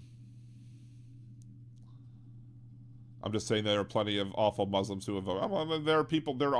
There are many people who are being bamboozled and fooled and tricked into voting for somebody against their best interest because for some reason they're led to believe that under Vice President Harris we would somehow be in a worse position than we would be under Trump, and that idea is just not founded in any sort of facts, logic, or reason. I forgot I was going to bring up with the caller Manasi. I was going to bring up Project 2025, and I neglected to do so. My bad. Maybe next time. I do want to say I was supposed to have a congressional candidate on my show on Wednesday. Somebody running in Florida's 2nd congressional district. But while she won't be able to make it because of issues, I am giving her campaign website. I'm pinning it to the top of the YouTube channel for this chat. Please go check it out if you have, if you know anybody living in Florida's 2nd congressional district. Make sure they get out and vote for her. Make sure that they go out and support them. It is a conservative district. I know the struggles of trying to win in a conservative district, and she's is a Democrat running hard on issues like reproductive rights, affordability and property insurance, Social Security and Medicare, affordable health care, equality, a fairer tax system for working families, for the environment, for immigration, on immigration, securing our borders to ensure national security, but that's only one part of the solution. We must also fully fund and modernize our immigration court system, manage this foundational source of labor innovation and American ideals humanely and efficiently. And so her list of issues, if I lived in her district, I would vote for her. And unfortunately I don't. But if you know anybody in Florida too, have them vote for her. If you know anybody who wants to support Democratic candidates making a push, I would highly support a contribution to Yen Bailey, Democrat running for Congress in, again, Florida's Congressional District 2. Again, we went to college together, so I know her. So this is not just some random schmo that I'm just trying to plug. This is somebody that I do know and I do think would do a great job. And one of the reasons I think that perhaps it could be in play this time is because, again, you don't know the youth vote. And with Florida, there are issues like with the abortion issue that's on the ballot. I was surprised that they were able to get that on the ballot, but that could bring out more people to support more progressive candidates and more progressive ideas than you normally might see in a Florida election. And look, there were I had to take a lot of detours on my way down to Florida because as we were going to Florida along with a lot of the convoys of like aid trucks and everything like that. So sometimes we had to take some detours, and so when we took the detours, we got to see the off the beaten path stuff, and we got to see a whole bunch of anti-abortion, do not vote on this, do not vote for pro-choice legislation, for pro-abortion legislation, blah, blah, blah. Lots of pushes being made out there. Even have Ron DeSantis and his government trying to shut down advertisements that they view as being incorrectly as incorrect examples of the law. Of course, we've gone over how these pro forced birth laws are harming people in the real world as they're written, and conservatives may try and say that these laws protect people, protect the lives of people, protect them from abortions that or from pregnancies that are dangerous to their lives, to their health. However, that's not the case with many of these laws. Many of these laws are written so vaguely that people can't get the health care that they need, and especially when the attorneys general of these states are trying to make it so that hospitals cannot perform emergency life-saving care.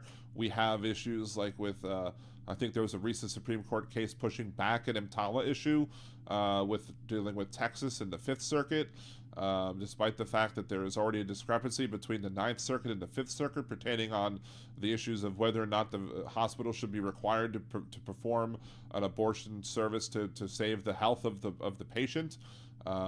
Even if you live in a state where that might not be legal, and as federal law should supersede state law when it comes to that, because the supremacy clause, but the Supreme Court did not want to act on it now and have still managed to push it back again, or are not forcing it to go back to be reheard. Meanwhile, you have different views and different rulings, which typically, if there is a difference in the different circuits when it comes to rulings, that there needs to be a resolution at the Supreme Court level. So I'm eventually expecting there to be some sort of Supreme Court discussion of EMTALA, even though they didn't want to actually do anything the last time around. But we now have situations where there are people in states who believe that they are not required to give life or health-saving treatment in the form of an abortion if they believe the state law automatically prevents that abortion from taking place, which is dangerous to people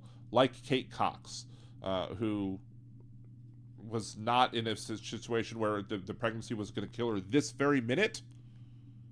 So as such, they said you can't do it. You have to basically be in that situation according to the state in order to take action. But that's the thing, is that you shouldn't force anybody who's in a risky situation to be in that risky situation any more than they need to. So if they already know now that the pregnancy is termed and is terminating now and is useless and there's no hope to it, guess what? They should be allowed to seek the care that they need, but these draconian abortion laws will not allow it to happen. Just another reason why we can't allow Donald Trump or any more Republicans to get any more of a foothold in this country, because if we allow that to happen, more rights are going to be stripped away. Again, we already know that Justice Clarence Thomas specifically stated that rules like Obersville v. Hodges, Lawrence v. Texas,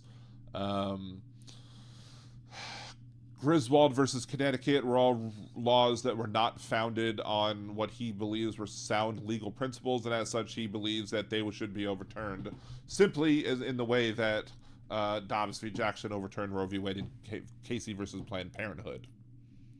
We cannot allow them to gain any. We have 15 days left before this election takes place. 15 days. We have a lot of work to do. Not a lot of time to do it. So we need to make sure that, wait, hold on, Dan knows the schmo. What schmo do I know? Aaron, which area of Florida? That's the Panhandle. That's like Tallahassee area.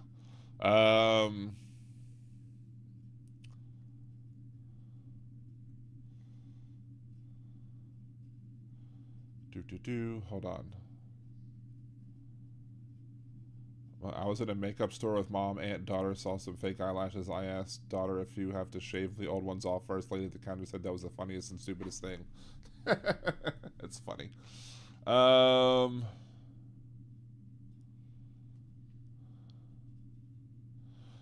Jan Morgan, well, I don't care if it rains or freezes as long as I have my plastic Jesus riding on the dashboard of my car through all trials and tribulations. We will travel every nation with my plastic Jesus. Is that a lyric to a song?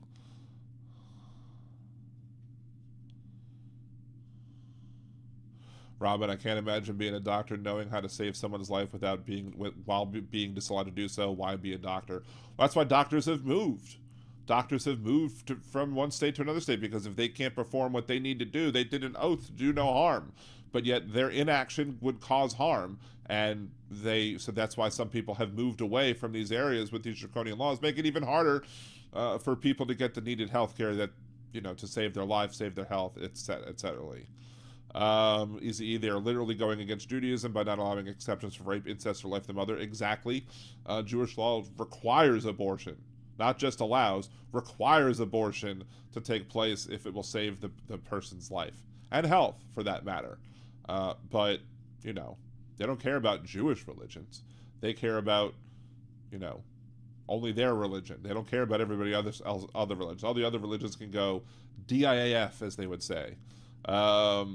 Chris, well, I've never chosen abortion for myself. I believe it's a personal choice. Ultimately, I wound up having a medically necessary abortion. I mean, technically, with my two kids, the pregnancies were both ended early. It was just ended early via C-section.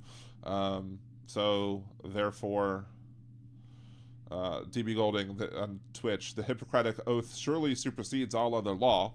Well, if it was codified, maybe, but unfortunately, the Hippocratic Oath, Hippocratic Oath, which unfortunately some people are being hypocritical about, is being threatened by these draconian laws that do not allow them to perform procedures that would save a patient's life, even in situations like Kate Cox. And I will use Kate Cox until Kate Cox tells me not to use Kate Cox's story, because I think Kate Cox's story is the one one of the ones that exemplify the most about what's the problem with these. I mean, I'm sure there were other situations like Kate Cox as well, but she was the one that was most publicized, and her issue is the most one that everybody should grasp and believe in and understand and see why these laws are wrong. Because the pregnancy was doomed. There was no saving this pregnancy. Forcing her to remain pregnant a single second longer than she did was wrong for her, to her family, etc., and put unnecessary and undue burdens and risks on her life and her health. So, Chris, they should change the language from life of the mother to medically necessary. Well, I agree with them getting rid of gender terms, because they should say life of the patient if they're going to say anything. But medically necessary, to them, leaves too much wiggle room. That's what they would say. That too many people are using the term medically necessary to allow abortions to take place that they don't believe should take place. But because they don't trust science, they don't trust doctors, they say we're going to we're going to defer to religious scripture before we would defer to medical doctors and their lifelong expertise, knowing things like, if you allow certain conditions to go on for too long, that you could cause permanent heart damage. But do no harm literally is being done by not allowing exceptions for the life of the mother. Exactly. Women's health rights sometimes involve straight MAGA men. Newsflash. Well, that's what they're going to say. Although some straight MAGA women will come along and also be like voting against their best interest, because they probably feel like, well, if I need an abortion, I'll go get it in one of those other states that allow it. I can afford to make that drive, or what have you. Has anyone thought about how this could affect removing people from life support? I think the way that a lot of these laws are worded in such a way that it's strictly about abortion and not. And I think people would have a hard time to try and force these laws into preventing people from pulling the plug on life support. But I see your point in that we should be worried that they would also force people to have to stay on life support for forever as well, even when they have, directives that say, do not keep me on life support. So, why should anyone be interfering with any doctor-patient issue? Vasectomies too? Well, for them, vasectomies, some of them might still oppose vasectomies, but they're not gonna. A lot of these people who have these abortion debates will come down simply down to they really don't care about abortion. a lot of these people will be like, well, if I can't stop the patient from getting an abortion when I think I'm the father, then I should be able to opt out of child support. That's what a lot of these arguments come down to. I've predicted a lot of them, and when it happened and it happens, and it's just like calling my shot again. But again, there are a lot of people who are not making the pro-life argument, who are not making the anti-abortion argument from a stance of we want to stop abortion. They want to ultimately make the stance, well, if you got to opt out via an abortion, I should get to opt out and not have to pay child support, which is just absurd because, one, people have to, support the children who they have. And if you have a kid, and let's say you successfully sued for custody of the kid, as a guy, the patient who delivered, i.e. the mom or whatever, is going to be somebody who is, would be then required to pay for child support for the kid that you're now raising. So child support's not always paid to the dude. It's paid to the custodial parent. If you wanted to be the custodial parent, then you could probably make an argument for that. And if you could prove to the court that you should be the custodial parent, then you're going to have the the non-custodial parent paying you child support. It's just we live in a patriarchal society that dictates that men are the child, supporters or the breadwinners, and women are the child bearers and the child raisers, and therefore we automatically default to women having custody of the child, and as such, the non-custodial parent, which then typically becomes the dad, is the one that has to pay child support. Has nothing to do with any sort of sexism or whatever against guys. It has to do literally with sexism against women. A lot of these MGTOW, incel, going their own way dudes who have a big problem with feminism, in reality, should have no problem with feminism, because a lot of things they complain about, feminism would actually fix, but they don't care. Easy. Thank you for bringing up Terry Schiavo. I was going to bring up Terry Schiavo. I forgot the name, but yes, Terry Schiavo was not living and should have been allowed to die without the media circus that went around it. And the thing about it is that Terry Schiavo had no idea that there was a media circus going on. It was just because her family didn't agree with the husband. So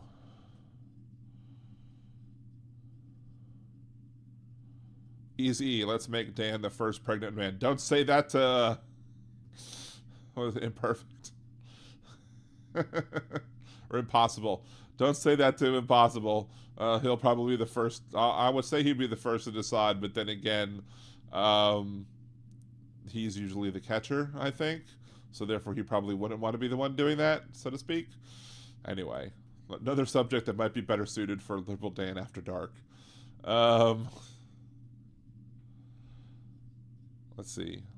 If I didn't have a C-section, maybe one of my twins would have survived. I can't imagine having an argument over a necessary C-section. Yeah, that's true too. But I mean, point I was making with the situation of both my kids is that the fact that we technically ended the pregnancies early to save and spare her life, but it was done in a way that was intending to maintain, because we, didn't end the pregnancies early to stop, from having kids. We ended the pregnancy early to prevent my wife from having issues with preeclampsia. But nobody should have to be forced to risk preeclampsia either. If somebody finds out that they're pregnant and they find out that they're at high risk for preeclampsia, they should be able to get an abortion immediately without having to worry about whether or not preeclampsia comes into play. They shouldn't be forced by the state to take on that risk if they don't feel like they need to. So, yep, Robin, miscarriage is not uncommon. The body wants to get rid of the germ, especially your first pregnancy. Also, I mean, there are many situations where, like, the statistic I use, and it's the conservative one, is that 30% of all embryos that are created are discarded without any implantation happening to begin with. So if you're going to assign the same value on an embryo that you would on an infant, then you shouldn't be putting them in situations where they have a 30% chance of death, because that's reckless endangerment of a child, right? So for anybody who believes that an embryo is the same thing as an infant, just don't have sex. And therefore you put 30%, those 30% that get it, discarded won't be discarded, because you won't be creating anything to begin with. You won't be recklessly endangering the lives of these embryos that you so-called care about.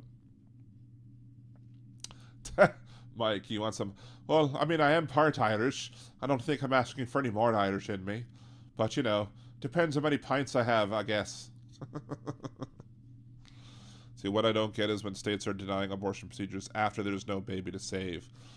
Well, I mean, it's Kate Cox, because according to the law, as long as they can hear a heartbeat, and the heartbeat is, I use that word loosely because it's not really a heartbeat at 6 months, 6 weeks, or 8 weeks, or 12 weeks. It's not a fully formed heart till like after 20-something weeks. But even then, if the pregnancy is miscarrying, but yet there's still a heartbeat, the law says, nope, can't do it, sorry.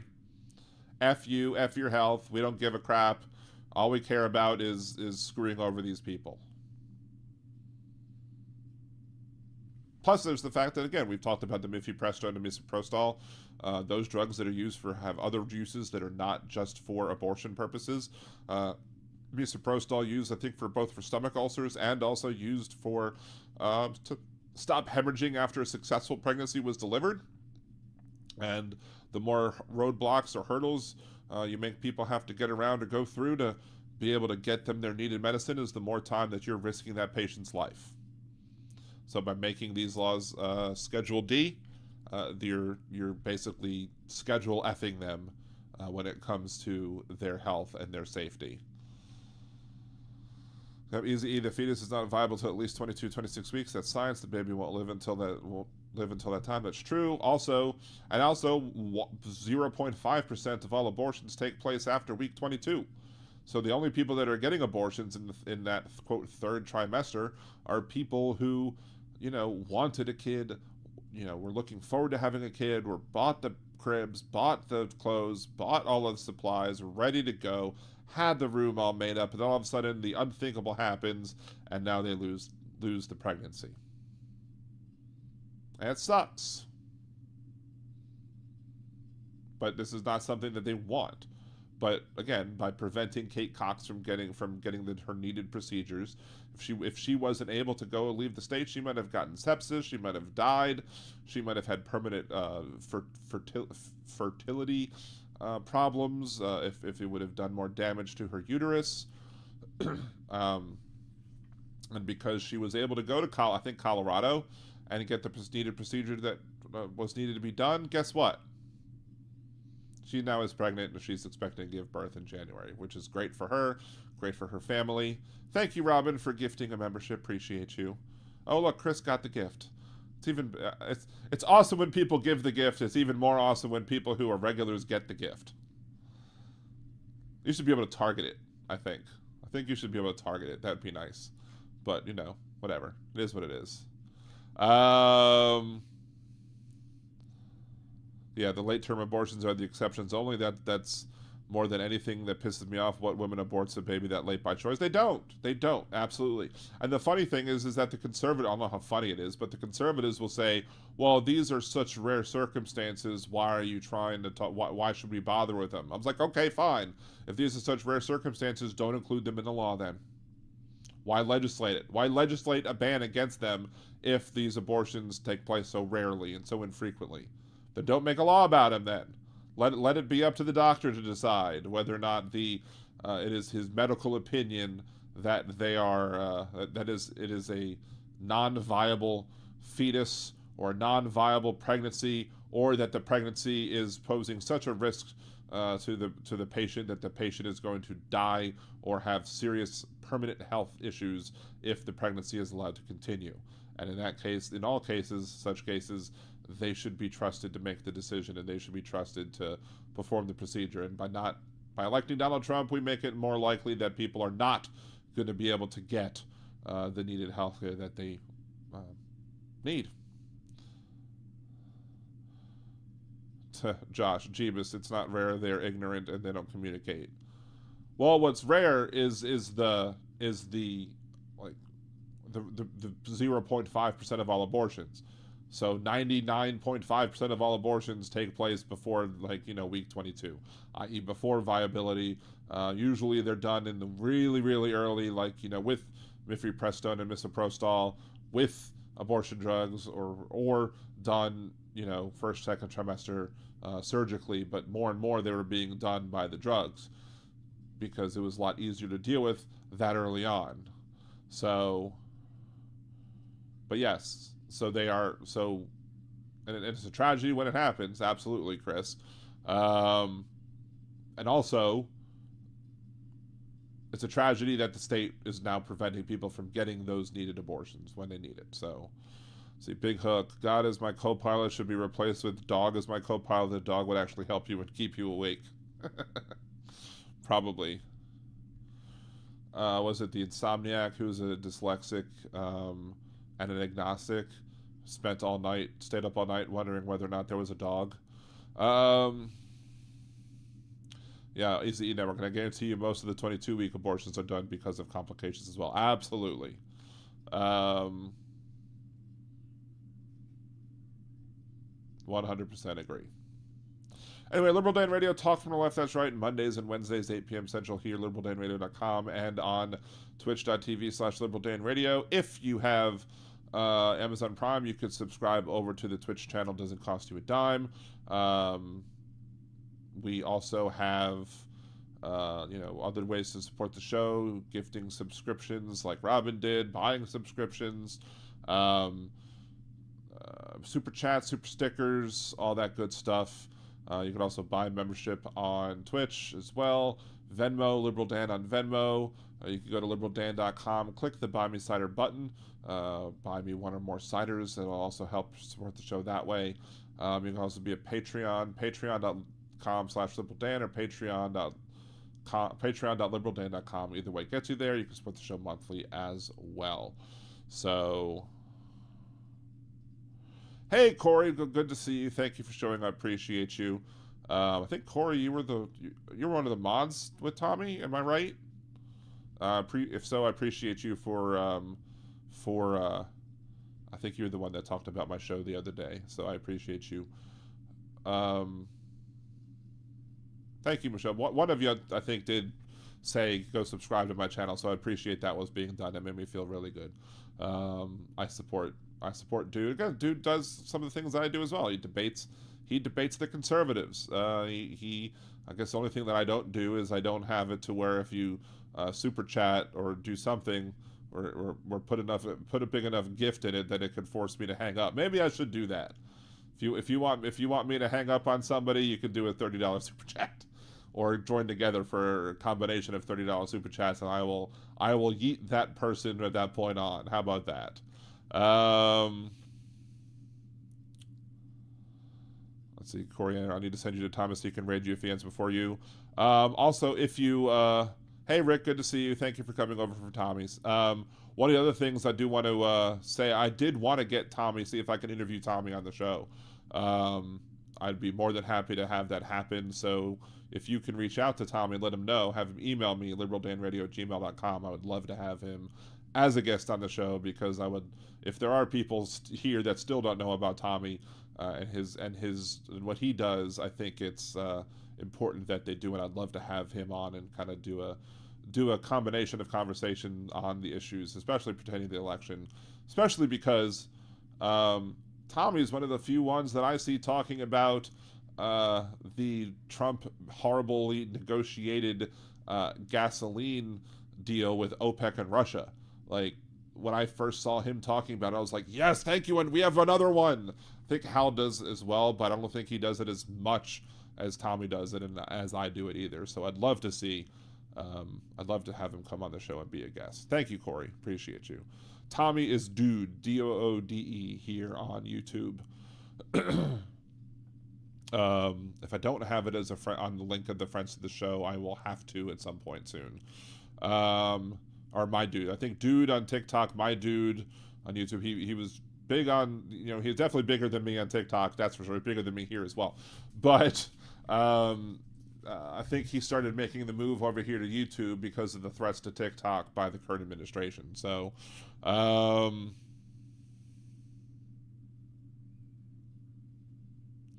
Josh, I'd love to see that and do a casual show with TJ. I'd love to do a maybe after the election, Trucker John and myself can get on and do a casual show, that would be definitely big. I mean, he's welcome to call in and talk about politics as well. Be more than happy to have him on, either with video or on. Think I've worked out the video thing as well, so we may be able to get. I'm using the same functionality that Hal does. I figured out how to do it and how to make it so that I can have somebody on video on a chat without having to use like Zoom or whatever like that. So, hey Eve, thank you so much for coming over from Tommy. It is appreciated. Trucker John, you're not too shy. Pish posh, Trucker John. Everybody should follow Trucker John too if you haven't already done so. Corey, the email address is just liberaldanradio@gmail.com. So it's liberal. I'm basically Liberal Dan Radio everywhere. The YouTube link is liberaldanradio.com. I'm Liberal Dan Radio on Twitch, on TikTok, on YouTube, on Facebook, and on Twitter. So yeah. So Jeff Curry, is anybody watching The Anonymous? I have not watched The Anonymous. Have not, or as Donald Trump would say, anonymous. It was anonymous. Do do do do do. Anonymous. Do do do do.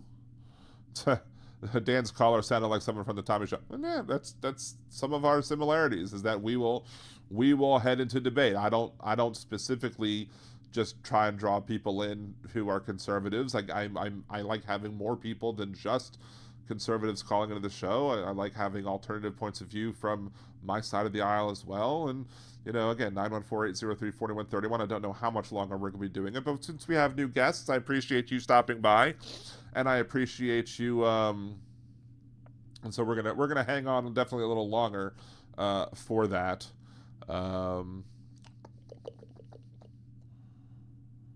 Let's see. He was easy to find, Jan. Thanks.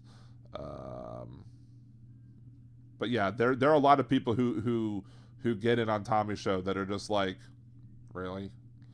I think this last guy, even though I disagreed with a lot of what he said, he started doing the whatchamacallit, the whole shoving the liberal agenda down our throat deal, which I always find to be a little silly because they're obsessed with things being shoved down their throat, yet they don't want to support the LGBTQA agenda. I mean, if anything, if you enjoy thinking about things getting shoved down your throat that much, maybe you need to reconsider your sexuality. Just saying. So, see, Nick Rich, Google owns YouTube. How many billion users? Oh, tons of users. So, just a matter of not enough have come around to support Liberal Dan Radio. Talk for the Left, that's right. Mondays and Wednesdays, 8 p.m. Central, here on YouTube and on Twitch, liberaldanradio.com or twitch.tv/liberaldanradio. So, let's see. Trying to bring this back up. But yeah, just for those, again, one of the, it's either, to me, just to for the new viewers coming in, for me, one of the things I've started doing is I've started talking to people about whether or not Donald Trump is good for the economy or not. And I don't believe he's good for the economy. I don't believe he's going to be better for the economy than Vice President Harris. I think her plans are going to be much more superior to his. I think his tariff plan will completely wreck us. However, even if we want to give, let's say you say, okay, let's say you're right. Let's say Donald Trump is better for the economy. Do you really want to be putting the economy as being more important than allowing a rapist into office? Because to me, a lot of the people that are getting behind Donald Trump are, people who claim morality and religion and are voting for him for whatever religious reasons they can find to vote for Donald Trump. But there's no religious reason to vote for a rapist. And he's admitted to walking up to people and grabbing them by the hoo-ha without obtaining consent. That's sexual assault. That's sexual abuse. That's rape. You can't get around that. And so I want to call these people out on their hypocrisy, that they're more than happy to look the other way when it comes to rape, just because they can have a little more money in their wallet. So they think. Again, they won't, because they're wrong, and his economic policies are terrible. But it is what it is. Wait, I'm sorry. Gotta have Donald say it, right? If I can find it. I didn't put... Actually, I can search for it now. There we go. It is what it is. Thank you, Donald. Anyway.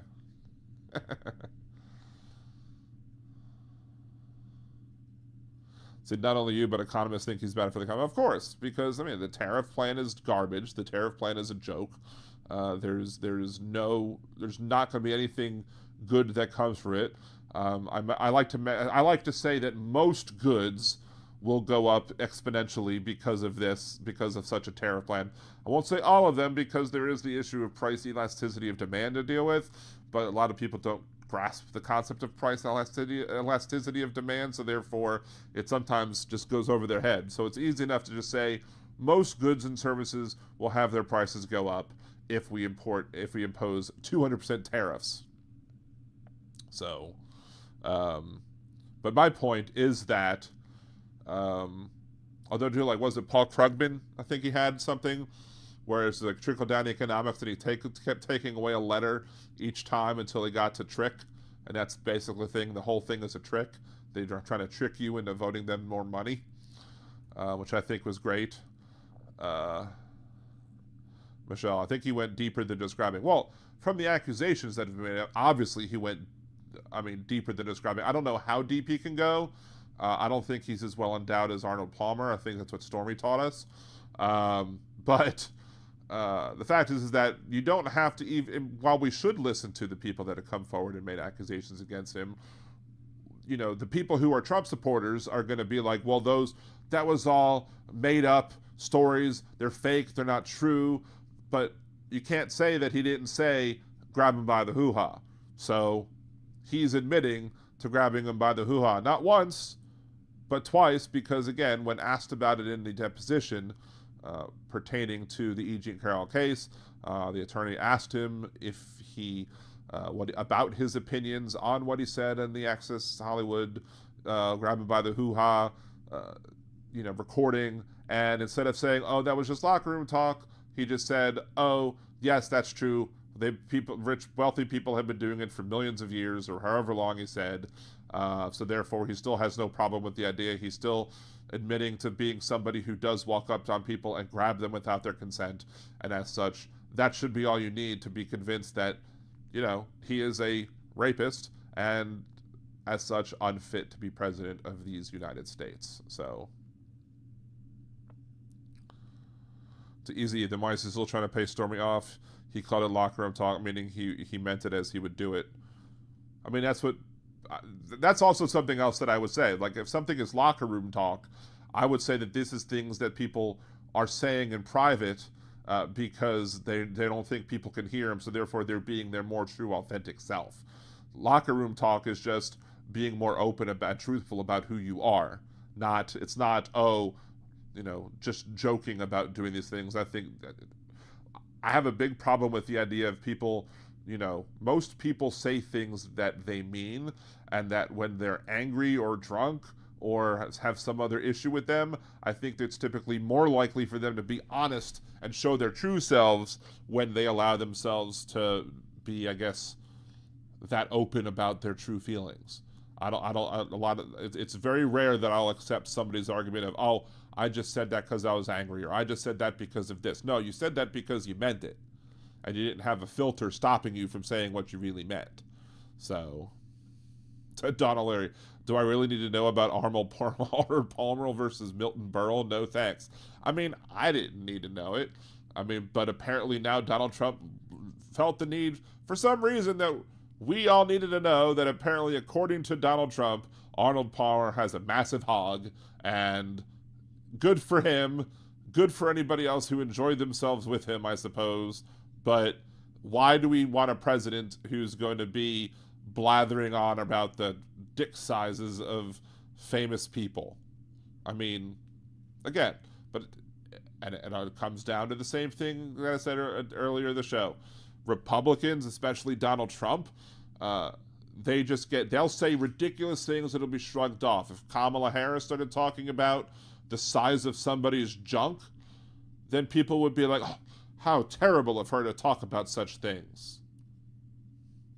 because there's different standards that are made. Democrats are expected to be perfect, and if we're not perfect, then we're shunned. And people will reject us. Oh, I'm going to vote for our third party because the Democrats aren't perfect. The Republicans, oh, that's just Donald Trump being Donald Trump. I'm going to vote for him. It doesn't matter to me what he says. That's the frustration here with this election. That's the ultimate frustration. Democrats have to be perfect in order to get all of the votes. Republicans can just, cruise by on cruise control and just say whatever it is that they want, and the people will be like, who cares? I'm still voting for him.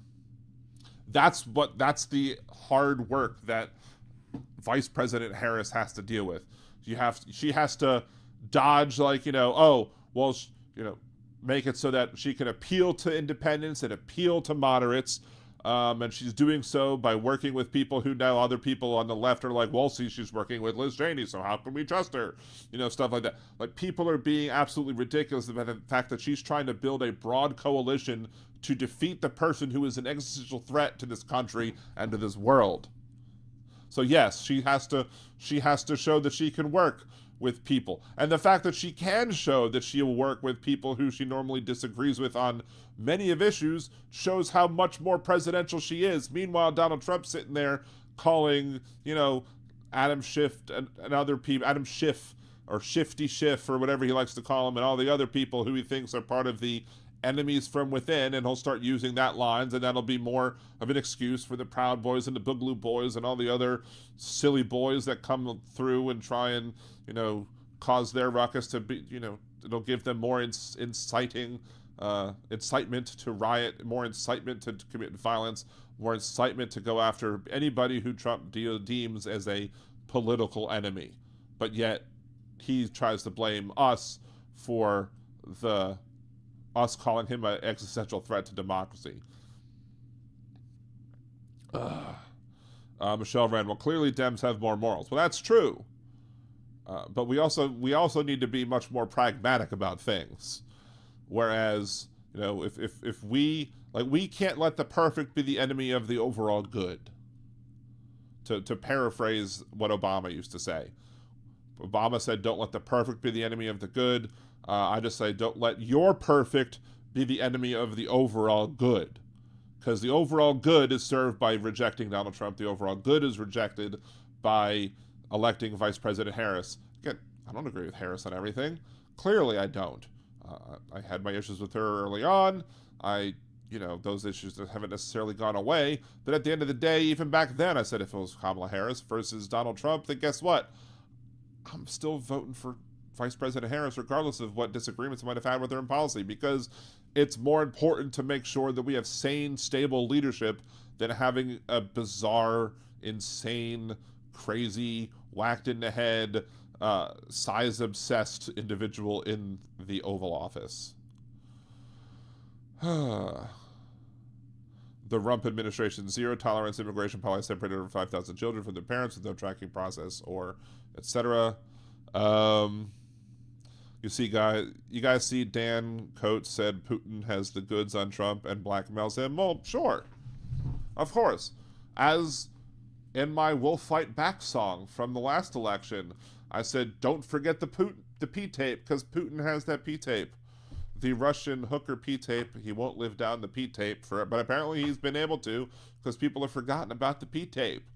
But yes, if you want to hear, I have my We'll Fight Back, is used to be the show theme, and it was my parody of Hamilton's You'll Be Back. So if you want to find that, and there's maybe, if I have the time to do it, there may be the third in the series coming up at some point soon. Maybe I'll do it this weekend. I don't know. We will see. I think Trump is trying to convince his MAGAs that the election is stolen again and rise up with guns to start a civil war. Russian psyop that has been running for almost 50 years. Well, yeah, I mean, that is his ultimate goal, is him and his mentor. Basically, he was taught to deny, and lie. Just, you can't do anything truthful. You have to basically deny and push back on every single thing that's said against you negatively, because here's the most important thing. One of the things that a lot of conservatives tend to embrace, I think. Remember the story of the boy who cried wolf? Well, the boy who cried wolf, the moral of the story for people who have normal brains and are educated about certain things, the normal moral of the story is simply, if you tell a lie so many times, people are going to stop believing you, and they won't believe you when it's important, when the thing you want to tell them is important.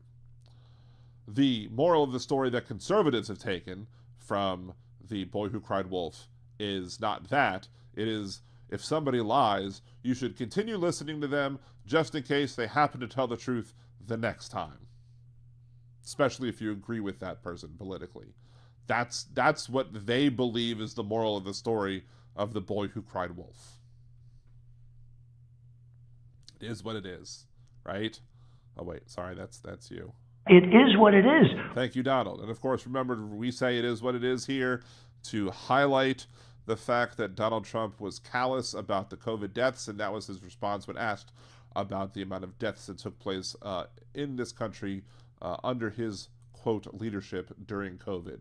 He didn't want to deal with the actual numbers. He didn't want to deal with the actual deaths, so he says it is what it is.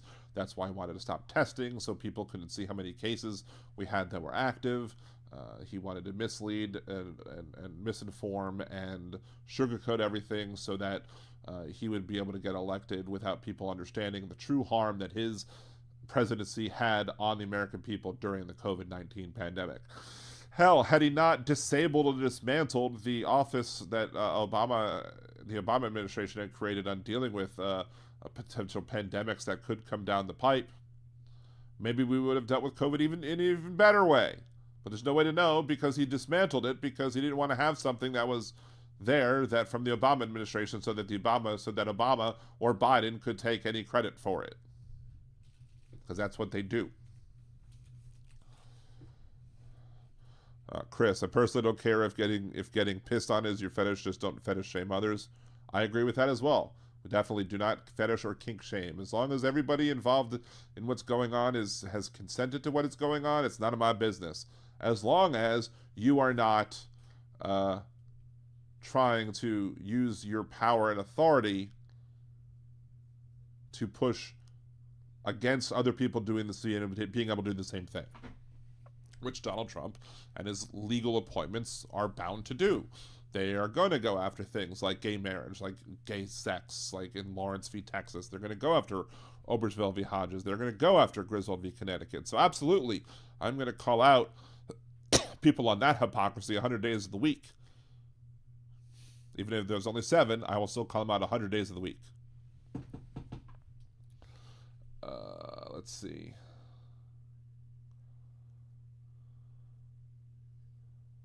See, Trucker John, I don't think the P-tape even matters anymore. I think that Roe is going to be the main factor in deciding this election. It may very well be, and hopefully it will be, especially in Florida. I'm hoping those numbers get high enough so that, I thought that Andrew Gillum really had a chance in that election back when, unfortunately, he did not. But I'm hoping in this case that we're able to get Scott is, I think, up for office, up for re-election, and there's, of course, the abortion thing, which may bring more people out to vote yes on protecting abortion rights in this state of Florida. So, hey, Impeccable Living. Somebody said they want to make me to be the first pregnant man in history, or whatever, and I said that might be a job that Impeccable Living might want, but Impeccable Living might want to be a bottom. So that's a whole different other issue, right? Am I right? Did I assume that correctly, Impeccable? Whilst I read you your tell you your horoscope. Yeah, easy. It was you. Okay. P-tapes only endear him to more maggots. Maybe that might be true as well. Well, there you go. I was right. Blah blah blah.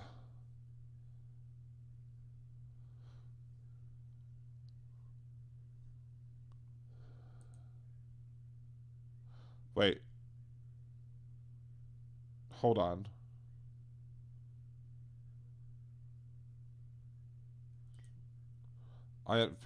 I inadvertently muted Robin, not muted Robin, but I apparently deleted Robin's Donnie Von Schitzen's pants as the biggest drama queen there ever was. I don't know how to return it. So, oh well. It is what it is. Trump go bye-bye yet? We would only hope Trump could go bye-bye-bye.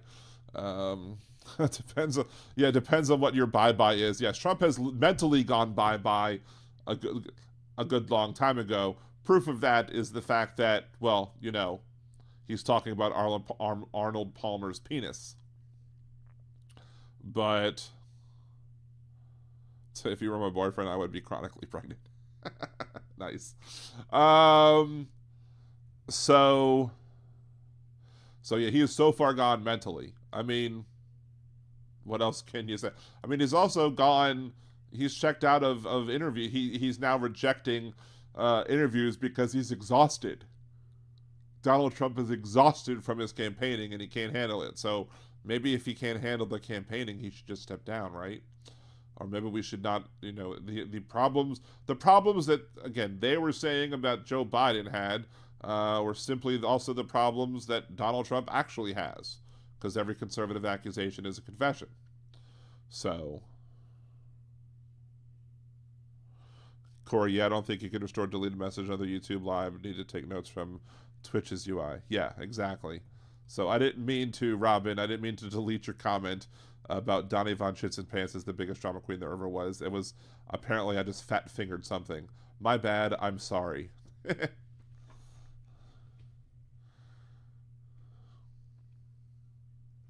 Yeah, Dean Baker, not exhausted enough. Well, I mean, they're denying it. The campaign is denying that it happened, but, you know, just because they deny something is true doesn't make it not true. In fact, their denials make me think it's more true. So,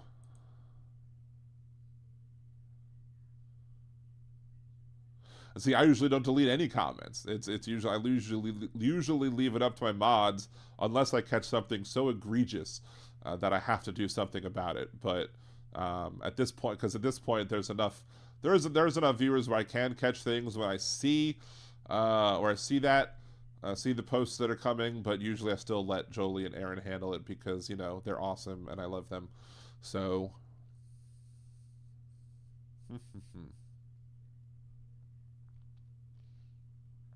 Anyway. Oh, Wundermom said hello over on Twitch as well. I guess I missed that. So, hello, Wundermom. But then she went back to YouTube. So, there you go. Oh, Botrix did it? That's interesting. Huh. I'm going to have to put Botrix in timeout. Blame Botrix. It's rigged. Botrix is rigged against me. It's rigged. It's a whole rigged thing. But anyway, I'm probably going to end the show in a couple minutes. Let's see. Screenshots are pretty much your proof these days, but there can be spoofed as well and everything. And X, unless tolerant. Let's see if it's Elon. May I call you Uncle Daddy? Maybe. I don't mind terms of endearment. I'm not offended by them, regardless. Anyway, so let us go ahead. Tomorrow we'll be doing our normal Twitch on nerdydan.com, twitch.tv/nerdydan.com. We're also doing Liberal Dan Radio regular on Wednesday. See about when we can get some guests on. Again, we're supposed to have Aaron, we're supposed to have Yen coming on the show to discuss your campaign. Check the pin link on top. Until next time I see you, either on nerdydan.com tomorrow or liberaldanradio.com on Wednesday. This is Dan Zimmerman with Liberal Dan Radio, talking to the left. That's right.